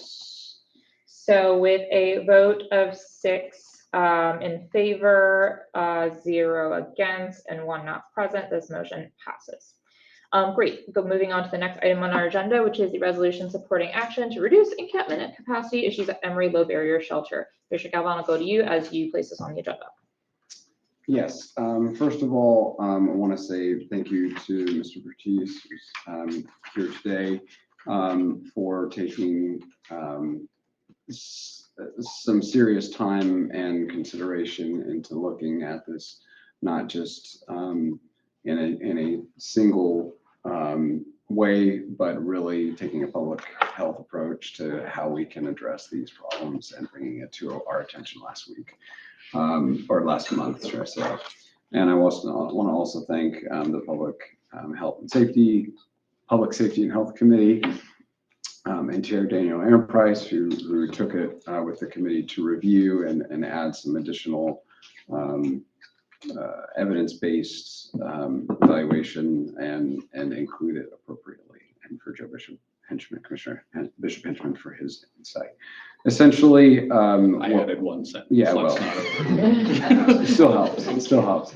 And so, essentially, what we have requested is additional support from various government agencies, not just Emory Low Barrier Shelter, but MPD, DC Department of Health and Human Services, DPR, DPW, Department of Public Works, DC Public Schools, and DC council members to essentially give us some metrics, help us understand quarterly status checks, develop a safety plan and trash pickup plan, help us look not just at individual measures, but legislative proposals that are maybe outside of existing laws and see how we can actually come together and find some solutions and implement them as soon as possible. Because this has been a very problematic challenge for many of the neighbors, and it can be really discouraging for neighbors who live there and can't enjoy their property and the public space as everyone should have the ability to do. So that's it's 4 pages, but that's the quick down low of it. And I would like to, I'm open to other suggestions, but if there are none, be happy to move this to a vote by the commission, but I know there may be others. Yes. I have a question. I saw this resolution take shape, so kudos to everyone involved. It was a great core, and I'm just seeing everyone come together and offer their own input and feedback. It was great. I did have a question regarding, so we say that we're requesting quarterly status checks to obviously city council, but also the Eckington community. How do we define that entity? Like, who is that? Is that a civic association? Is that ANC 5F? All of the above? Are they just going to go street corner and hold out signs one day? Like, what are we calling that? Yeah, that's a fair clarification. I think that that should be to folks who are immediately adjacent and affected, but also should be the Eckington Civic Station and also to the 5F Commission as well. Can I propose that we kind of change that language just like to tighten it to be to the Eckington community via ANC 5F? And I think there's also a reference to in item 7 where it says report back to ANC 5F and the Eckington community, just like maybe adopt similar language, ANC 5F via the Eckington community. So that is a motion on my end to amend the resolution as described, where under point 1 to the Eckington community via ANC 5F, and same thing under 7. Are there any objections to that amendment? Sorry. After Eckington community, add via ANC 5F. So basically, And under 1, just to kind of resolve this issue, quarterly status checks from Emory Low Barrier Shelter to the Eckington community via ANC 5F and the Eckington Civic Association. And under point 7, it says accountability measures for all organizations that are named in the action plan to report back to ANC 5F. I think we can maybe strike Eckington community or like report back to the Eckington community via ANC 5F. but yeah, I think, that's fine too. yeah, Because Yeah, we have contact information. Yeah. I also don't think we are kind of able to commit a civic association to be parties to certain actions. So Okay. you could say So affected without civic it- associations, if that helps. To affected civic associations. That might be a little less kind of, well, I don't know. Sure, Like open ultimately, to if it. it's not enforceable, it's not enforceable for that Okay. portion. But yeah. Gotcha. so, I'm fine leaving the verbiage as is. I don't know. so no amendment No, at all? no. Okay. From what I've said? Okay, great.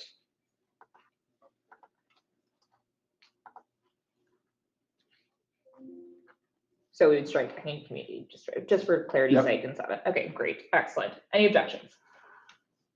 None noted, and then it passes. Any other points from commissioners?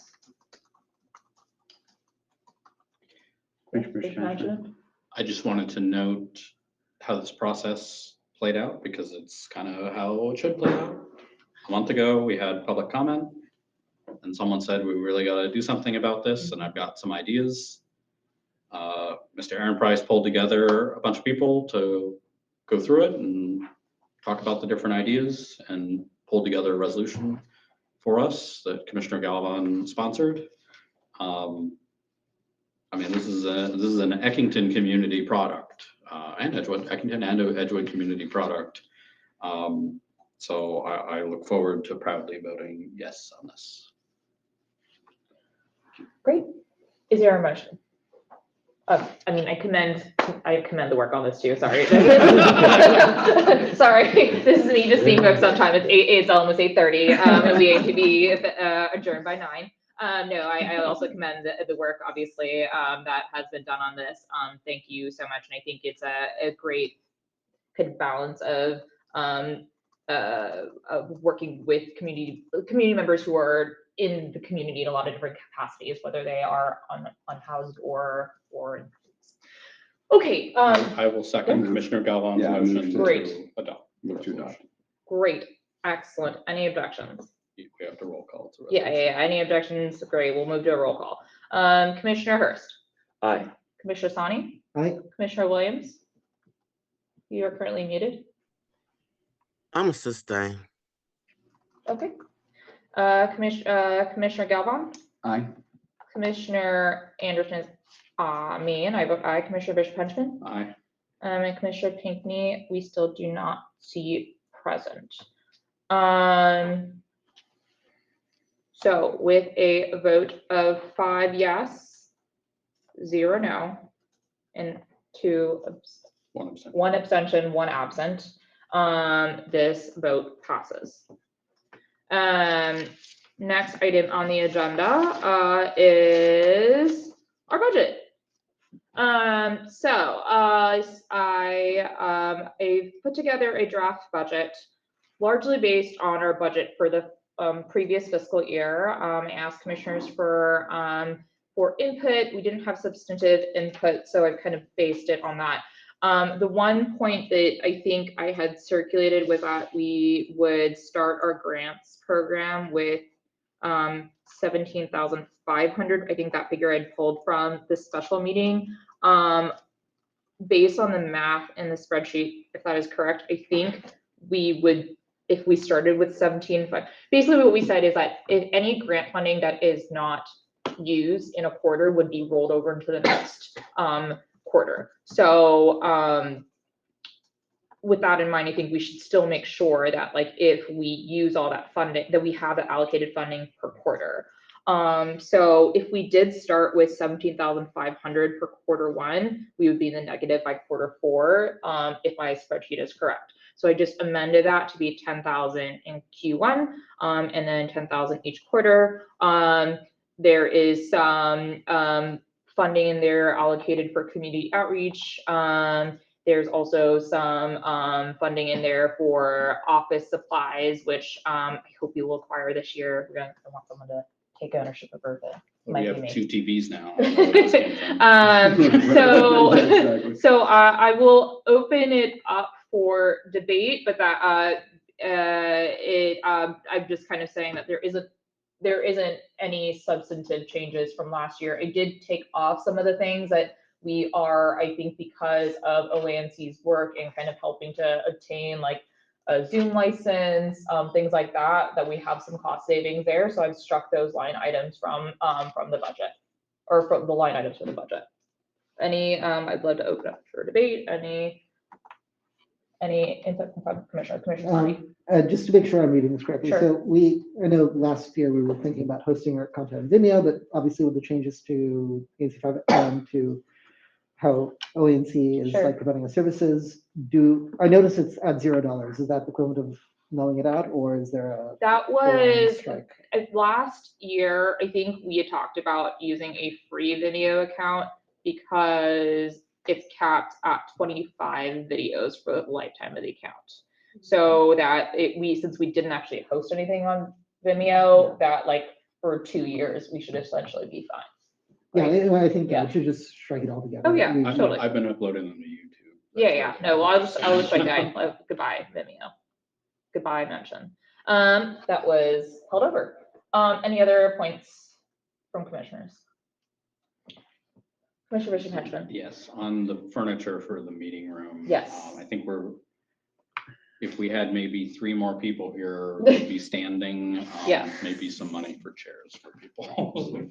Yes, I think we had allocated $1,000 for furniture. I think that was both like for chairs, I'm no, sure if we spend it, we will. talk yeah, about I think we had spending it, so. also potentially, there was some debate last year about if we get a printer, how do we protect that? So I think there was an overestimation of $1,000 in case we need to get like a locking thing for any supplies that we might need that might need to be a little bit more secure. I think we had talked about maybe like our video conferencing stuff so that like it could be stored somewhere rather than being like Commissioner Sani bringing it to meeting. So it was kind of an overestimation of $1,000. Got it. It makes sense to me. Yeah. Thank you so much, Madam Chair, for pulling this together. I know it's a chore.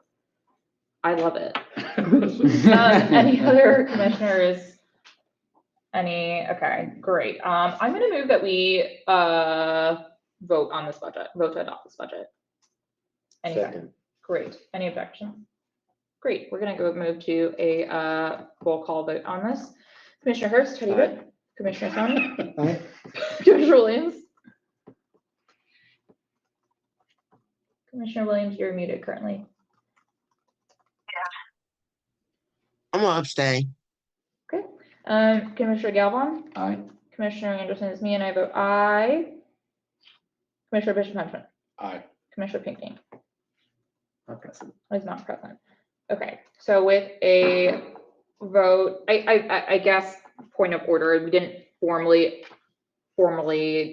make the amendments to the budget, like make an action to do that procedurally, but I incorporated those edits as outlined by the commissioners. So what was on the table to vote is the budget that was amended in live form with the commissioners. So with a vote of 5 yay, 0 no, 1 abstention, and 1 absent, this motion passes. All right, we have a couple of presentations. So that concludes our action agenda. We have some presentations from external presenters. We have 3 presentations and then also have to go into committee updates. So I'll first go to DC Water. Mr. Moore, are you online?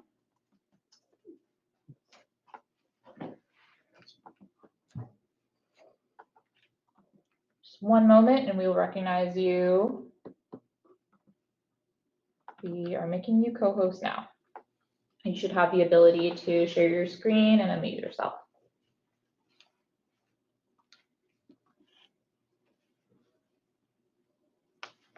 There we go. Now I can unmute myself. Hello, we can hear you. All right, so you can see me as well. Hi, my name is Sean with DC Water. Give me a second just to share my screen. I just wanted to give you all the latest on our lead-free DC program. And I'm going to make this as quick as I can because I know you all have a lot to do in just a few minutes to do it. So lead-free DC, I'm sorry, there we go.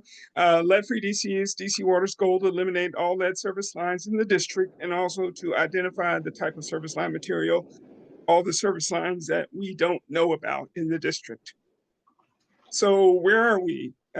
Since the last time I think I spoke to you all either last year or earlier this year, but we're up to 7,032 lead service line replacements as of today. That's out of the 42,000 that we need to replace. We continue to prioritize environmental justice.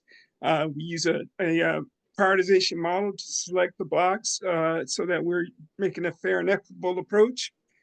We also are continuing our community outreach folks with our partnership with DOES and our community activators program.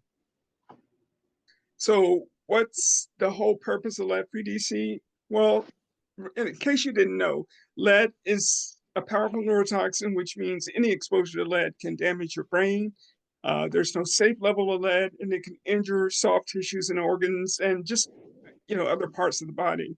And of course, children and adults are vulnerable to lead, but of course, who's most vulnerable? That would be children and infants. And you can see the infographic on the screen that it affects every aspect of the body.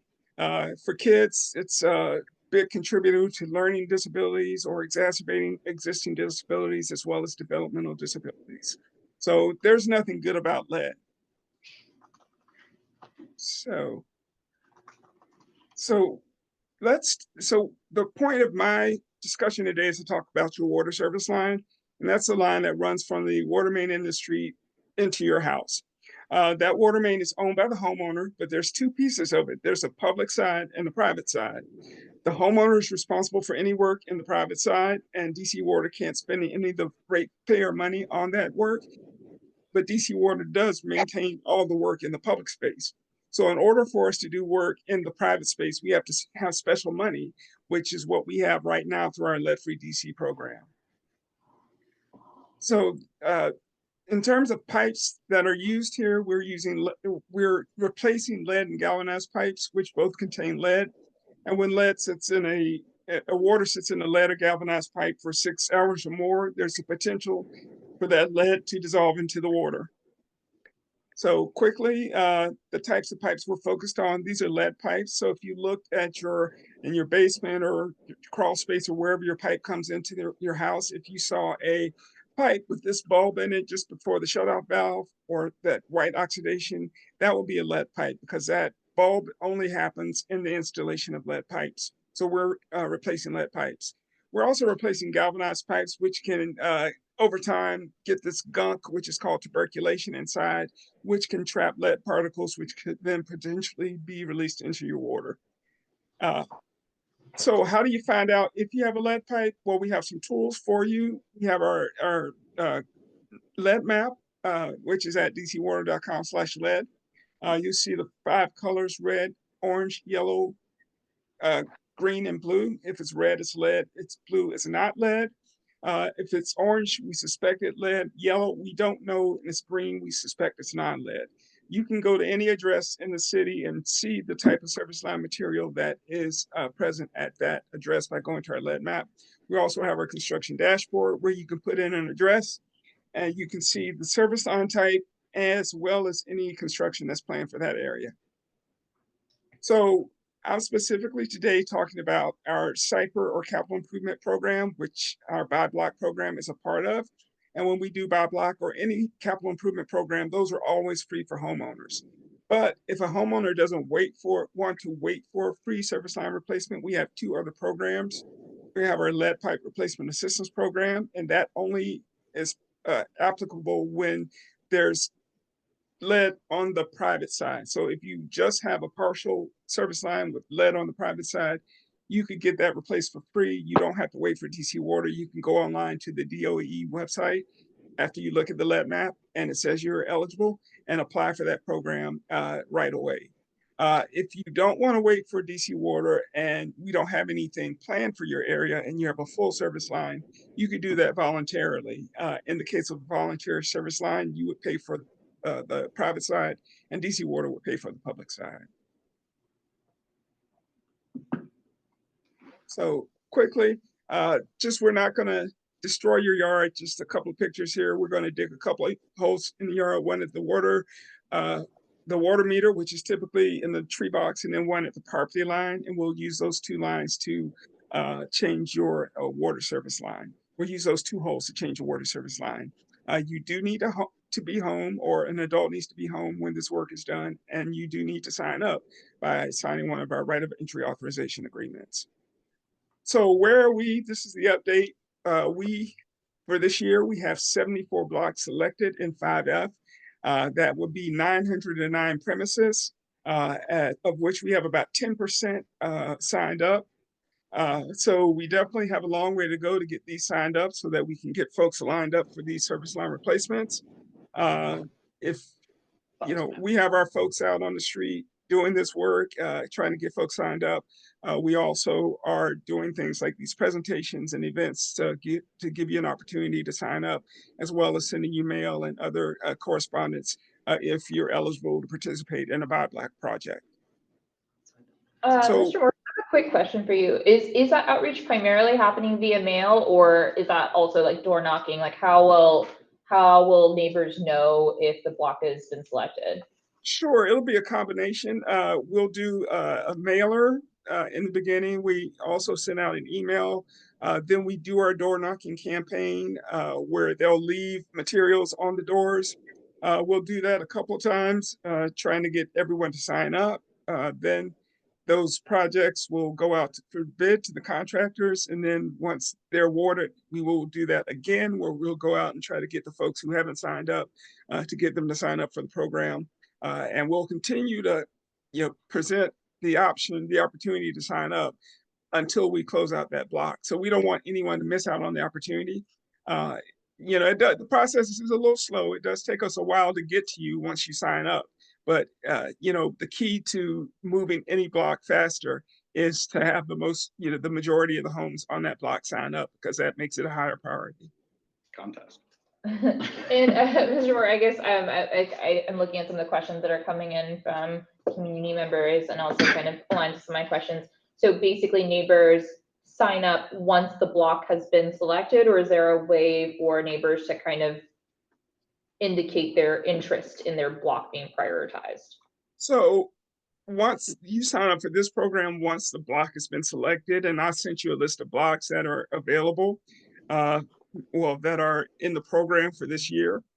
But, so with Buy Block projects, we select those blocks, and then the homeowners are notified, and then they can sign up for those particular, they can sign up to be a part of that service line replacement under Buy Block. If they're eligible for a DOE LPRAP replacement, and if they see that on the lead map, then they can actually go ahead and go to the website and sign up for that. If they don't have to wait, if they're eligible for LPRAP. So they should go to the website to see Yes. their block is eligible, and if so, then sign up through that. Yes. Okay. All right. So this is the right of entry authorization. In order to participate in the program, you just need to sign this. If we send you one, please sign it and return it so that we can start the process of getting all those together for your block and trying to expedite it as much as possible. Like I said, it does take a little while, and I appreciate everyone's patience who signed up already and are waiting. We are getting to you, but the process, once we choose the blocks, we also have to go through the permitting and design phases. So it does take a little while to get that done. But so I appreciate your patience, but we are working to get this done as quickly as we can. So please, we just, the ask here is for your support to let folks know that it is a real program. People don't believe it's free, but it really is free. And all they need to do is sign up to participate. Everything about it is available online at dcwater.com/lead. That construction dashboard, as well as the lead map, are all there, and all the information I'm telling you about today is there on dcwater.com/lead. And my information is here on the screen. In case you have any questions, feel free to email me, or you can email our lead inbox, lead@dcwater.com, and our phone numbers are there as well. I also have a survey if you would like to use that QR code to fill out a survey. That just helps me to improve this presentation to make sure that you get the information that you need about the program. So that's it. Hopefully I got through that quick enough. I know you guys have a quick agenda, so thank you for your time. Thank you so much, Mr. Moore. I think you might have some questions from the public as well as commissioners, so we might trouble you for a little bit more of your time. I'll go to Thank you. I may go to commissioners first, and then we'll see. We'll go to members of the public. Commissioner Sani, I saw your hand first. Yeah. So first, thank you for this important service. Lead pipes are horrible, and the fact that we're able to replace them for free with just minor inconvenience to the homeowner is wonderful. My concerns are so the 600 block of Girard Street, which is ISMD, was one of the blocks selected, and so thank you for that. I let neighbors know to knock on their neighbors' doors, because sometimes if a stranger's at your door, you're less likely to answer. For some folks, I totally get that. One concern we had was with the contractors coming out to, I think, dig the survey lines, they kind of had put no parking signs up on only like a single spot on the street, and it didn't really say where people could or could not park. I emailed you about this in June. I didn't hear back.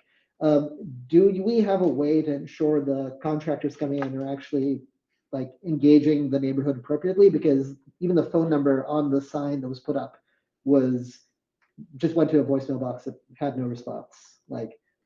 Is there a way for us to have further interaction to make sure the contractors coming to do this work are behaving ethically? Well, certainly. First and foremost, you have my number and you have our lead hotline, the 787-4044 number. And you can always reach out to me with any questions, and I can help to escalate that to the right person, or our lead hotline can do that as well. And they have a full tracking system so that, they can definitely have some accountability and track it, so with the contractors and everyone. So either that, call the hotline or call me, and we can certainly work on that. I know the parking is an ongoing challenge, trying to get the contractors to put those up and take them down as quickly as possible. And we continue to work on that. That's an ongoing with every construction project, but we're trying our best to monitor that. And if it is a problem, just please bring it to our attention so that we can do that. Yeah. So calling is the preferred way, not email. Oh, you can email or call, either way. I didn't get a response to my email from mid-June to you, which is why I was asking. Okay, but that's what I was saying. Email the lead inbox. Okay. Yeah, because they're the ones who track it. Got it. Thank you. Commissioner Bishop Henchman, I think I saw your hand. I just wanted to note that I've been updating our agenda to include the links to the documents that he's been talking about, the dashboard, the authorization form, and the blocks in ANC 5F that have been selected. So anybody that's on our website, reload the agenda page and you'll have links to all those. Those will be in the minutes also. And thank you so much for sharing this information. Yes, it needs to get done, and I'm glad to hear about it, and we'll do everything we can to help alert people to it. I've already been notified that I have not signed, so I need to. Thank you for doing that, Commissioner Bishop. Actually, I did have a real question. Oh, yeah. Why, I see a few people have declined. What are reasons people have given for declining this service? And I see the 300 block of Todd Place, which I think is in Commissioner Anderson's district, has quite a few of people declining this service. What might be the reasons why? A number of the reasons people decline it are, people are concerned about their landscaping, or us digging in their yards. That is, a big one. They're concerned about restoration. They don't believe we're going to fix it back to the way we got it. Sorry. Okay, I'm sorry. He agrees. Yeah, we really are. Yes, restoration is a big issue. People are concerned that the work, will come out, we'll tear up their yard or tear up the wall in their house or whatever, and not fix it back to the way we found it. Our commitment, when you read the agreement and everything, is that we will return it, as good or better than we found it, and that's our commitment. But the restoration and the digging in the yard are a big issue.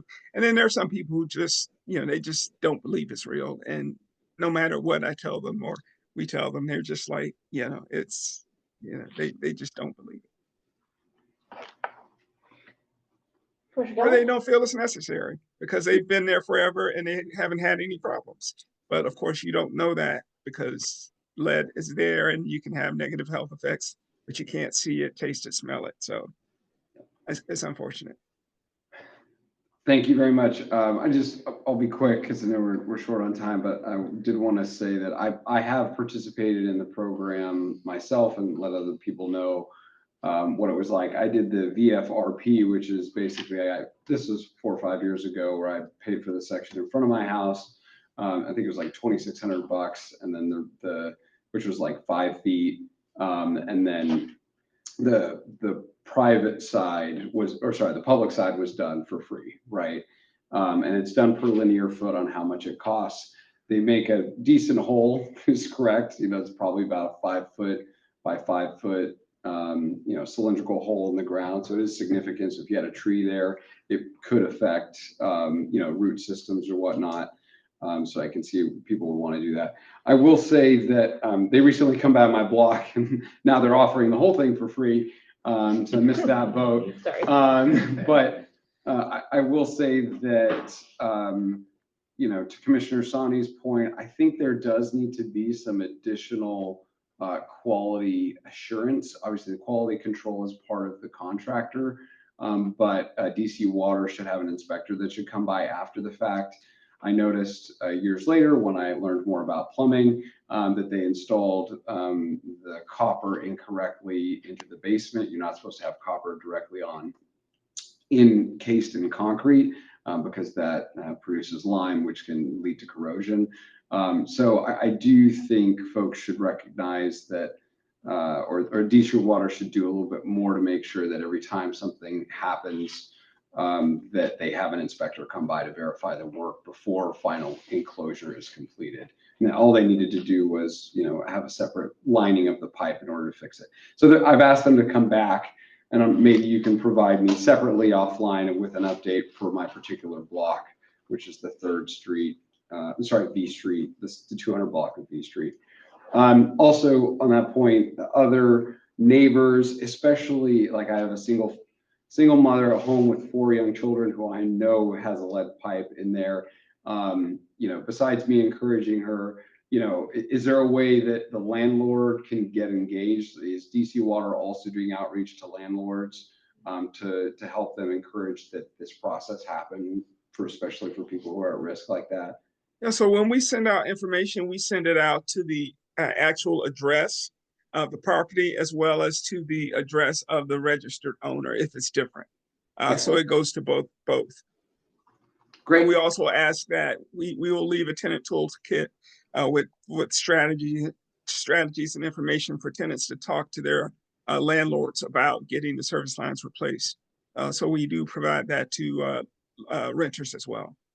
Great. Now, last point I'll make is even if you replace your service line, you may still have lead pipes in your home that may be from galvanized pipes or whatnot. So you really need to check, because that's what happened to me. I had galvanized pipes in the house. Sorry, I just also wanted to make a joke. But... Yeah. Because last name's Galvan. All right, fine. And so, just making sure folks do their due diligence, not just with the service line itself, but interior piping as well, which can carry lead from the service line over years. So that's all. Thank you so much. Thank you for the PSA. Always helpful to have an engineer as part of the commission, as sometimes it's helpful to have a lawyer on the commission. Any questions from members of the neighborhood, from the community? Sorry about Somi, I apologize. Okay.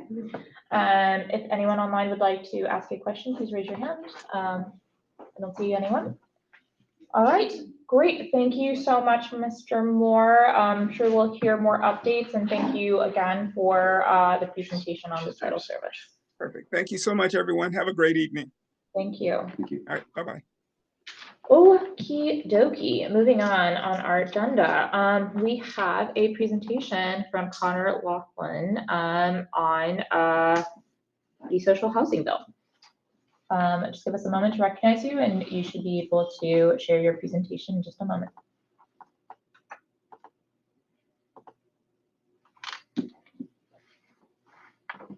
Okay, great. Hello there.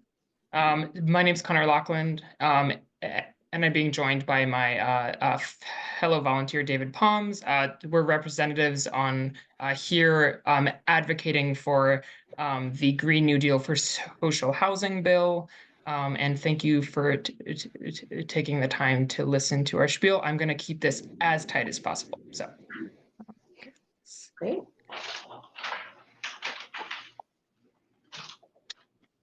Great.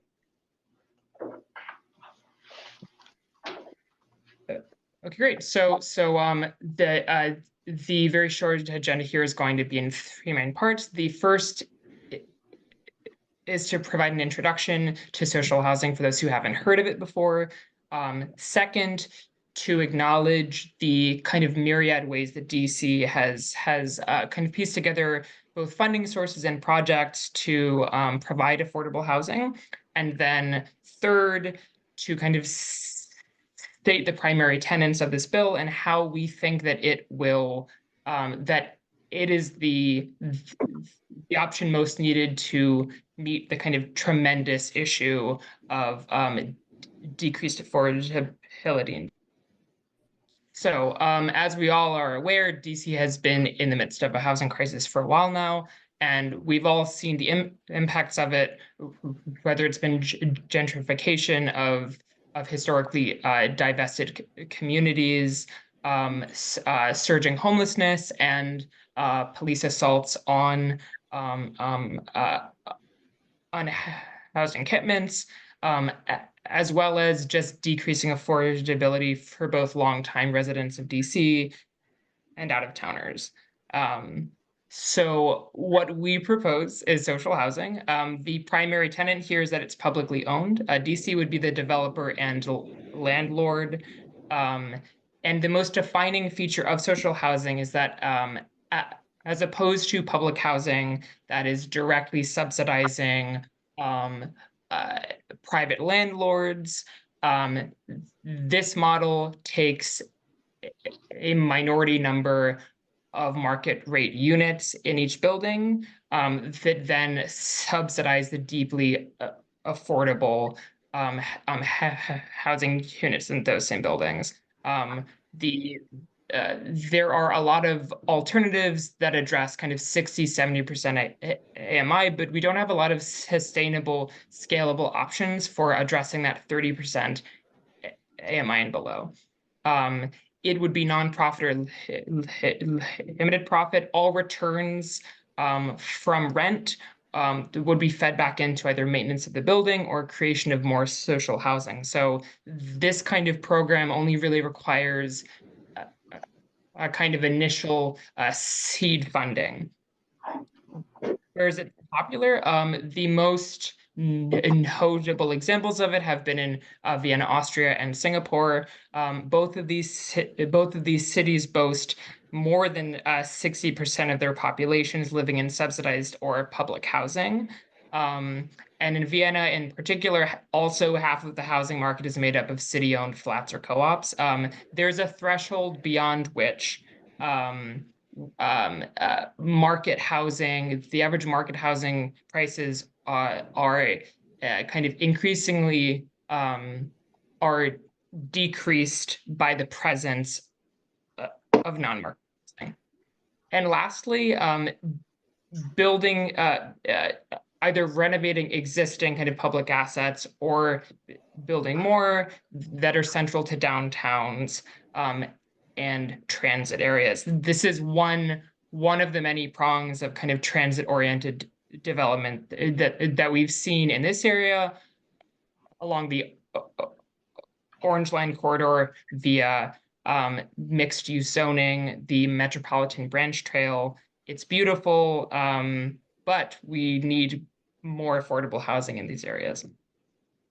So this slide is mainly to be aesthetically pleasing, right? There is a historic association in this country, negative stereotypes associated with public housing, not by any fault of the residents themselves, but because of how we're choosing to build and fund them. You can have beautiful,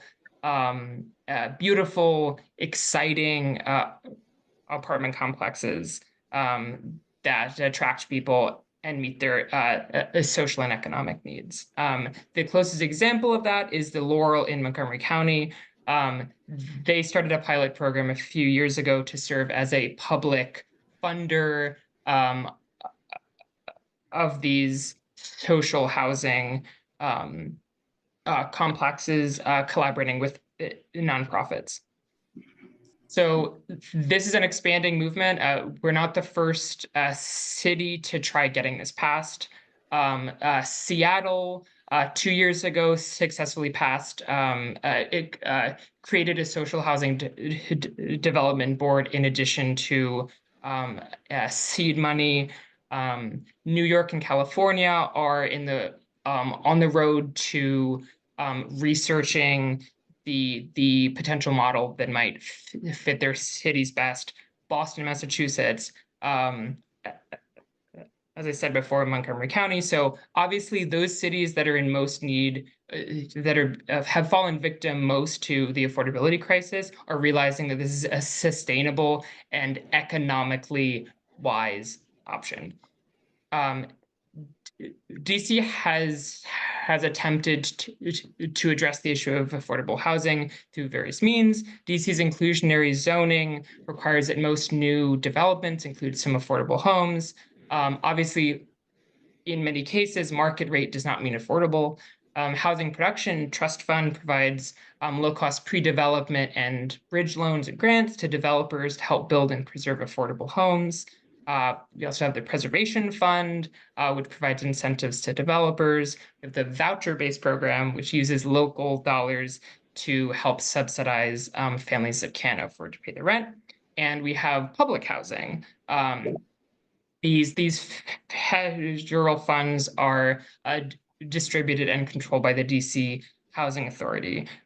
There's a very high wait list, as well as notoriously decaying quality of these properties, namely because of the Faircloth Amendment from the late 1990s, basically put a cap on creating any more units, public housing, Section 8 units that existed at that time. So that has been a real cudgel.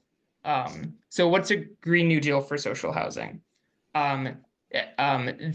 This bill would encompass not only the building of social housing, but include green energy, unionized construction contracts, and tenant-governed buildings. So it's pulling a lot into one, but they're all connected in a very intimate way.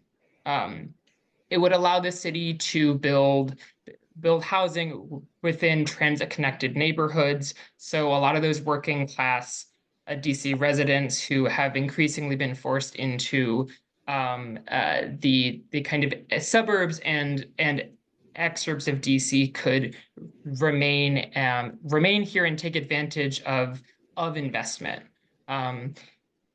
Ensuring that the largest percentage of that housing is deeply affordable, so residents are paying a reasonable rate. Using revenue from a small percentage of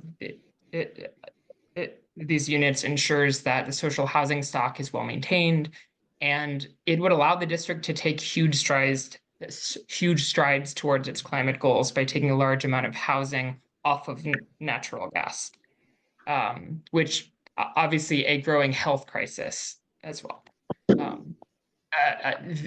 This is the kind of estimated breakdown of affordability. This is the best we're going to get, really, relative to the other options on offer, right? 40% at market rate, 30% below, 30% AM, 30% between 31 and 80.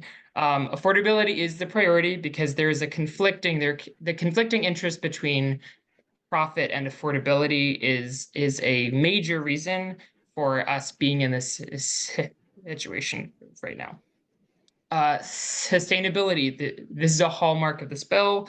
All buildings would be electrified, and those buildings, those public assets that would be converted would have retrofitted solar panels and easy access to public transportation. Lastly, landscape designs to include tree coverage and other infrastructure that addresses the increase in kind of heat sink effect. It would create a new agency called the Office of Social Housing, similar to Seattle's model right now. It would both use existing assets as well as acquire new property and manage it. And the board would be involved in operational oversight with tenant input from the beginning to the end. The administration, two key parts here, the tenant leadership boards would have the control to review and authorize property management contracts and certain degree, if there's enough of a windfall profit from rent that year, there would be some discretionary spending that tenants could use on kind of community building oriented projects. It would also create a new social housing coordinating council composed of all of the stakeholders, but disproportionately tenants, because they're the ones most impacted. We currently have 7 introducers on the council, always hoping to grow that, as well as a pretty large coalition of tenants advocacy organizations, labor unions who are most involved, who are involved both in kind of the construction and development aspect, as well as those groups who would benefit the most from this bill. It would give priority to educators and public health workers. And our campaign so far, first, what I'm doing right now, talking to ANCs and encouraging them to sign to pass resolutions and support. Secondly, we have been building the part of our coalition that is organized labor, and then lastly, petitioning and canvassing individual DC residents and hosting educational town halls to expand people's expectations for what public housing can be. And lastly, just wanted to call out the fact that Representative AOC introduced a social housing bill last month. Obviously, it has a long way to go before there is significant buy-in, but it does point to the fact that there's been enough of a groundswell of support from most of our country's major cities that this is becoming a feasible feasible campaign tool. So I'm going, okay, good. 9:09. Okay. If you have any clarifying questions or comments, please let me know, and I will make sure to send this PowerPoint via email after the fact. We would love to engage in more conversation about a potential resolution if that's of interest. So thank you very much. Fantastic. Thank you so much for the presentation. I'll turn to commissioners for any questions. Comment? Commissioner Bishop-Fenton? Yes, thank you, Mr. Laughlin, for presenting. I just want to observe that Eckington and Edgewood are doing more than their fair share of solving the region's housing crisis. I think the number of units we've brought online in the 20002 zip code in the last 10 years was not just #1 in the region, but #1 in the country. In my opinion, not the commission's opinion, in my opinion, it's high time that other parts of the city also step up and increase or remove their restrictions on density to allow more apartments and missing middle housing throughout the city, including Upper Northwest, where a lot of it's zoned exclusively for single family homes. So I'd be curious of whether that's that removal on the supply restriction, really fundamental removal, is part of what you're advocating for. So that's one question. And the other observation I'll make is, for anybody that's got a plan to do this, you don't need to wait on the city to pass it. If you want to build housing and have it be, 80% of it be affordable in return for density or other kind of sweeteners, bring it to ANC 5F. 5F will be excited to take a look at it. So, I just wanted to throw that out there. Thank you. Thank you, Commissioner Bishop-Henchman. Commissioner Calhoun? Thanks, Mr. Laughlin, for the presentation. I have 2 questions. One is about kind of the financial viability of basically building housing that's super sustainable and has all of these, amenities included in them, and then having, because developers always say, right, that like, in order to make this a financially viable project and to include all of these, that they can actually, have that many AMI, right, or that many affordable units. Maybe 20, 25. I think we pushed 30 or 35 in some cases. Yeah, But so not much if we're talking way on the lower end, how does this become a financially viable project for the district? Now, obviously, if the district owns the property, that's a little different, right? Because then they don't have to pay outright for that. Can you just briefly speak to the financial viability of that? Yeah, sure. So I'm not an expert on the subject, but I can provide some details regarding kind of proposed seed money and also the benefits, the cost savings that come from DC serving as both the developer and the financer. One of the things that's benefited the Montgomery County model so well is that by them financing it directly, they're able to provide extremely low interest rates that right off the bat cut down potentially millions of dollars on kind of pre-development and development costs. And that's why they are collaborating with, their model is kind of making it more attractive to private and nonprofit developers. So that it is an option. Secondly, right now, one of the proposed kind of sources of seed money would be 10% of the housing production fund between, I think, the years of like 2025 to 2030.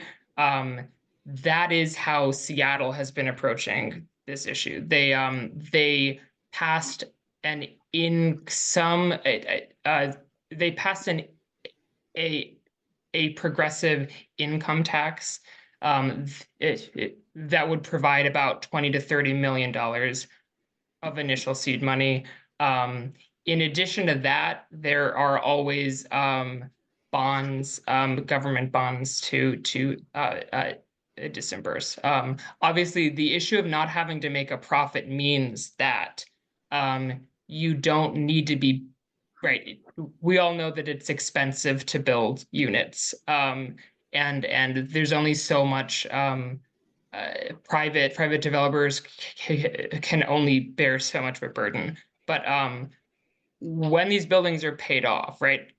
Let's take a building that we are providing housing tax credits to over like a 20-year period of time. We will forever be subsidizing these units, as opposed to after that 20-year period, once we have paid it back, it is now a public asset.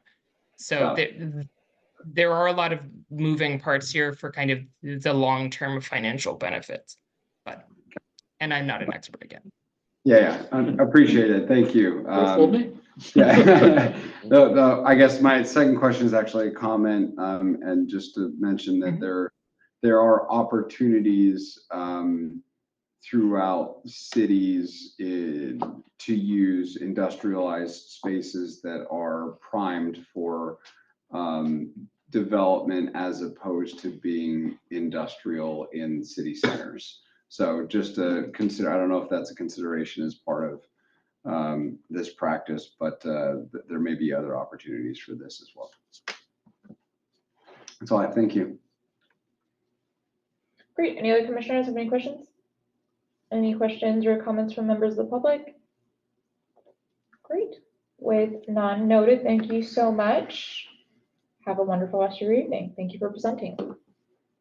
Okay, next presentation that we have is from Bill Putnam, who has a project at 15 Rhode Island Northwest.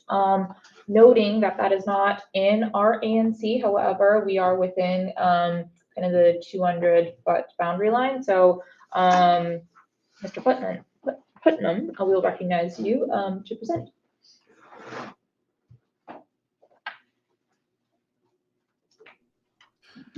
Hello, Bill Putnam from Putnam Architects. I will share my screen with you. First, I just want to show you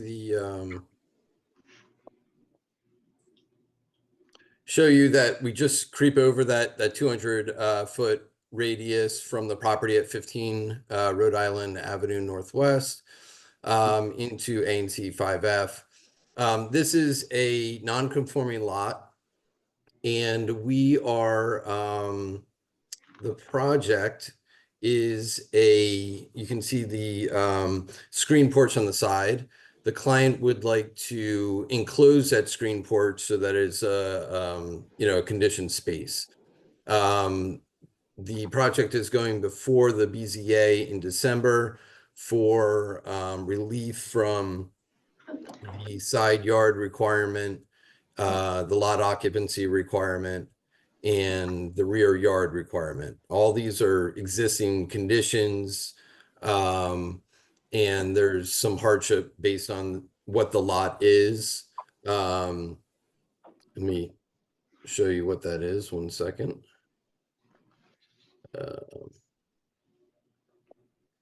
So we are increasing the square footage by 2 square feet, roughly 2 square feet, because we have to insulate the walls. We're reusing all the existing structure that is there for the porch, the existing piers, the floor structure and roof structure. The reason why it's increasing is because we have to add fire rated construction to the east wall because it is over the setback line and within 5 feet of the property line.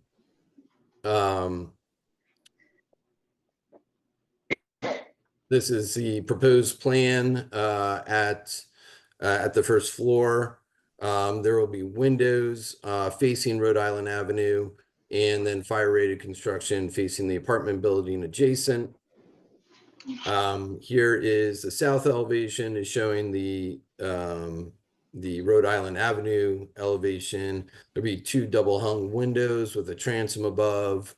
And this has been reviewed by HBO at staff level and has been given concept approval.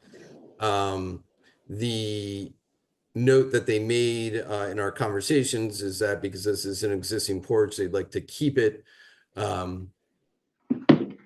the appearance of a porch. And so essentially that's why we're kind of leaving the piers as they are and leaving it to appear like an enclosed porch rather than building up with a solid foundation wall.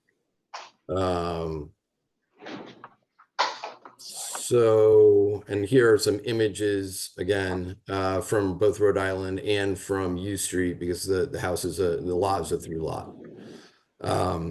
We've presented to our ANC as well as the Bloomingdale Civic Association, and have gotten support from them. And like I said, HBO at the staff level. Did he say? Okay. Great. I'll leave it open for any questions or comments.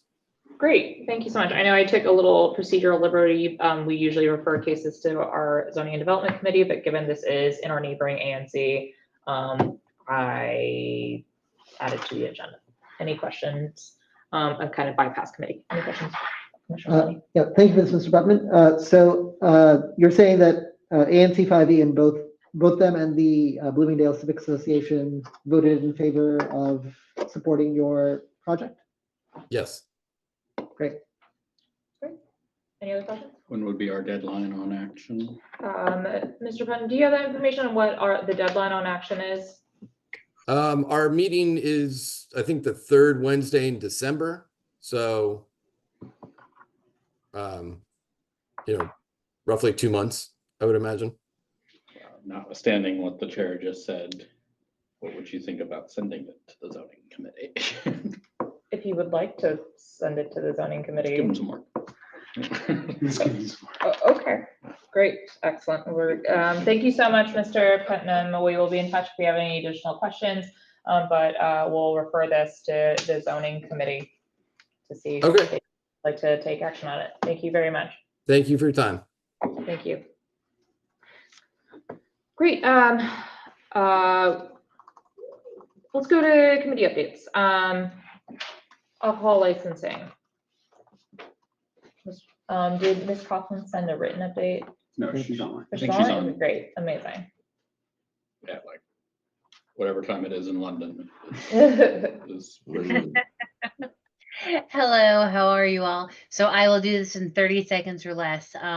So Chattel at 630 Rhode Island Avenue, which is just in the basement of the Alamo, they had a status change from inactive to active. They applied in February of 2024. We approved it, and they are just making it be active because they are about to open. So everyone should hopefully go and support them. As Commissioner Galvan said, Edgewood International Wine and Liquors is now under a ANC protest and Party of Five protest, and we have a mediation date on the 29th of October at 10:30 in the morning. There was a one-day application for Home Rules Music and Film Festival at Alethea Tanner Park. That's on the 26th of October. And then just FYI for the rest of everyone, ABCA is moving to 899 North Capitol Street Northeast as of the 11th of November. And so the alcohol and cannabis areas are going to be splitting off finally. So it's not going to be one person ruling all of them, which is really great. And also just on that note, ABCA has been issuing cease and desist letters to unauthorized cannabis retailers. So there's been 26 cease and desist letters for unauthorized cannabis retailers and 84 written warnings, and they've shuttered just, I think as of yesterday, more than 10, just over 10 license places. So if you see a place in your in ANC 5F, like let us know. We've got at least 3 unlicensed cannabis places that we know of that are operating, and you can report them. I also dropped a link into the chat that I think was shared earlier. If you see a place that is not up to speed or that you want to comment on either positively or negatively with regards to alcohol or cannabis, you would fill out that form. That immensely helps the Alcohol and Cannabis Licensing Committee. We meet on the first Wednesday of every month online, and we would love to have more people join us. If there's questions, I will take them. If not, I will yield my time. Great. Any questions from anyone? All right, with none noted, community engagement, anything? That committee is not seated. Great, excellent. Public safety and health, Mr. Ehrenpreis? Good evening, everyone. For those of you new joining, my name is Daniel Ehrenpreis. I'm the chair of the Public Health and Public Safety Committee. Few updates for us. Thank you everyone for voting for the Emory Low Barrier Shelter resolution. Just got to give kudos to the committee out there. So thank you to Commissioner Galvan, thank you to Lucas Afosky and Nicole Jones for helping with that. And did you write the draft resolution for that? Yeah, I came last month. Thank you. Can you join our committee? It's like, I'm happy to follow up in whatever way I can. That's why I'm here, to support the resolution and just, again, like last month was the first time I ever engaged the ANC. Yeah. Because it was just becoming so intolerable. Can you get his information, Mr. Ehrenpreis? oh, Yeah, so we'll exchange information. We'll talk, yeah, because I just have to say that, like, we have there's a lot of public safety and public health issues, period. Sure. Like, period. We want to tackle them and we want to get the community engaged and involved in those issues so we can break them down and pass resolutions so we can actively do something about them. There have been so many instances of people coming to these meetings and saying, I have this issue and I want something done with it. And we go, okay, great, like we'll pass a resolution, but you took it a step further. And I think that's so helpful. So if people have issues with public safety, public health, anything in general that they want to see changed within their environment, do the research on it, come to us with a drafted resolution, and we'll take it from there. Like, it's great. It was so helpful, so I appreciate that, and I'm so excited. I'm blown away by this reaction, and I'm so glad that it, met the right audience here. Yeah, thank you. So Well appreciated. Our next resolution is going to be focusing based on our last meeting last week on mopeds and traffic violence, which is a timely issue, especially for the MPT and the amount of comments that the commissioners have been receiving. In terms of our community engagement strategy, we've been moving that along. Thus far, the committee has been identifying apartment buildings and condominium complexes that we could do door knocking with, or just try to get contact information for all of those different apartment condo complexes to see if they allow us to do door knocking or send materials to them. And now we're on to the next phase of the community engagement strategy, where we're identifying local community events so that we can contact event organizers and hopefully table there and talk about who we are as a commission. The big update I have is we have a partnership with ANC 6B and their public safety committee. And I've been working with them for the past few months because they've noticed all of the resolutions we passed regarding public safety, and they've been impressed by that. And they are partnering with us on a virtual event on Thursday, November 14th from 6 p.m. to 8 p.m. It's a virtual event entitled DC Community Public Safety Forum on Gun Violence Reduction Strategies.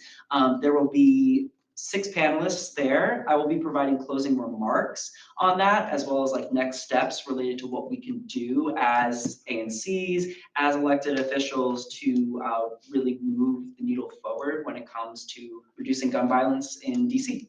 So it'll be really helpful. Would love everybody to register. It's a free event. I will send the link over to you all so you can post it there and we can put it in the meeting minutes.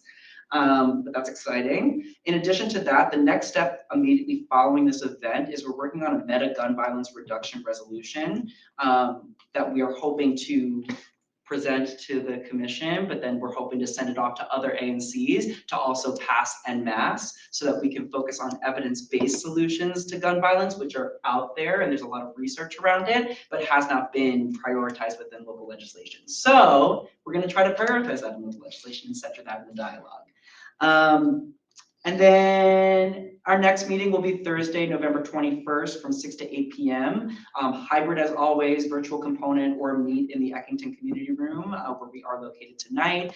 And then last but not least, as I always do, just to end on a public safety and health tip, we do have a new commander for 5D. His name is Commander Rooney. I've heard him in a few public safety meetings around the area. I just wanted to note that he's offering ride-alongs for anybody that's interested. I would love to plan out like a bunch of ride-alongs if anybody's interested in doing that, and bring questions because I've never experienced that and I'm trying to link up with him to experience that personally so I can ask him a whole bunch of questions. That's all. Thank you so much. Thank you so much. It is just about to turn 9:30, so I'm going to move to extend the meeting time by 5 minutes. Second. Great, excellent. Any objections? Great. Mr. Stone? I Or just any wanted, bad- on public sorry. safety, just so everyone's aware, we apparently had a shooting about a block to the east of us while we were here. I think it was at the exact moment the dog barked. I think that's what that was. So I'm going to use my guard dog. Yeah. Thank you for that update. And thank you, Mr. Arnford. I didn't mean to cut you off. I know you were finished, but thank you for all of your work. I'm also very much looking forward to kind of the results of the public engagement piece of it and to see more members of the community involved. Would love especially to get more members of the community involved who haven't been present. So that would be amazing to see. With that in mind too, I've actually so others may invited me and also other commissioners to come to one of their like building meetings and to get more of the residents involved. And seems like there's appetite for that. So I'll show more details. Great. Zoning and development. Any updates? I don't think there is. Okay, great, amazing. And Commissioner Sani, anything on task force on outreach? I did not have a chance to convert our Zoom account. I will get to it this coming month. There was some initial issues accessing the email account for the handover, and I want to make sure I'm talking to Director Base to make sure that we've got the handoff established to how that will work. Good, because we just cut off your money, so. All right, moving on. Library task force, I know that there have been a lot of emails. Anything to? We skipped the TAPS update. Oh, we did. I'm so sorry. That's really important. TAPS.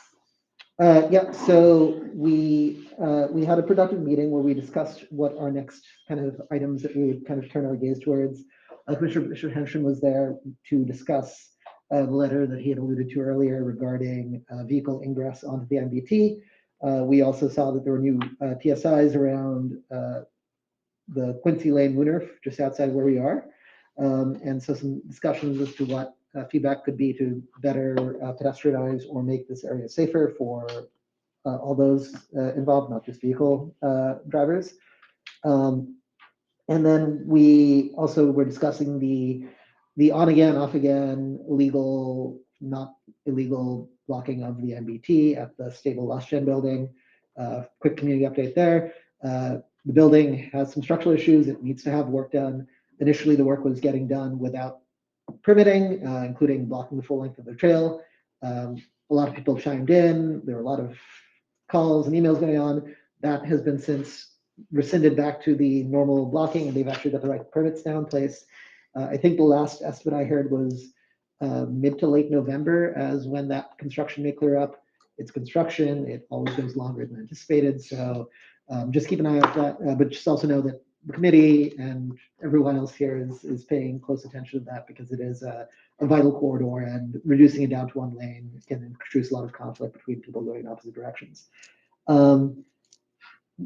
Yeah, and so that's the update from the task committee. Great, those were really helpful updates. I'm so sorry I skipped you on the agenda. Complete unintentional. Library task force. Any updates to share there? I have no official update, but to give some additional context, Link, the third party that the DC Public Library had contracted to do the outreach efforts, their engagement wound down September 30th. They've submitted their results of their findings and everything else to DCPL. So now we're in kind of a bit of a waiting pattern. To reflect that, the committee has shifted their meetings from bi-weekly to now monthly. Just because we're in the slower part of the process, we're just waiting. The next meeting, I believe, is mid-November. I think they've been reaching out to DCPL to see if they wanted to come and give a status update, but they said they will not have the result then. And my guess is as we enter the holiday season, January is probably going to be the next time we hear some concrete updates there. But yeah, I think Martha Stricocho from the DCPL said January is probably when we should expect an update, right? So please stay tuned. I don't have any appointments to committees or, any questions for library task force or library related activities? Right, great, with none noted. I didn't have any appointments to committees or task forces, so I will move to adjourn. Are there any seconds? Second. Any objections? None noted. We are now adjourned at 9:35 p.m. just on the nick of time.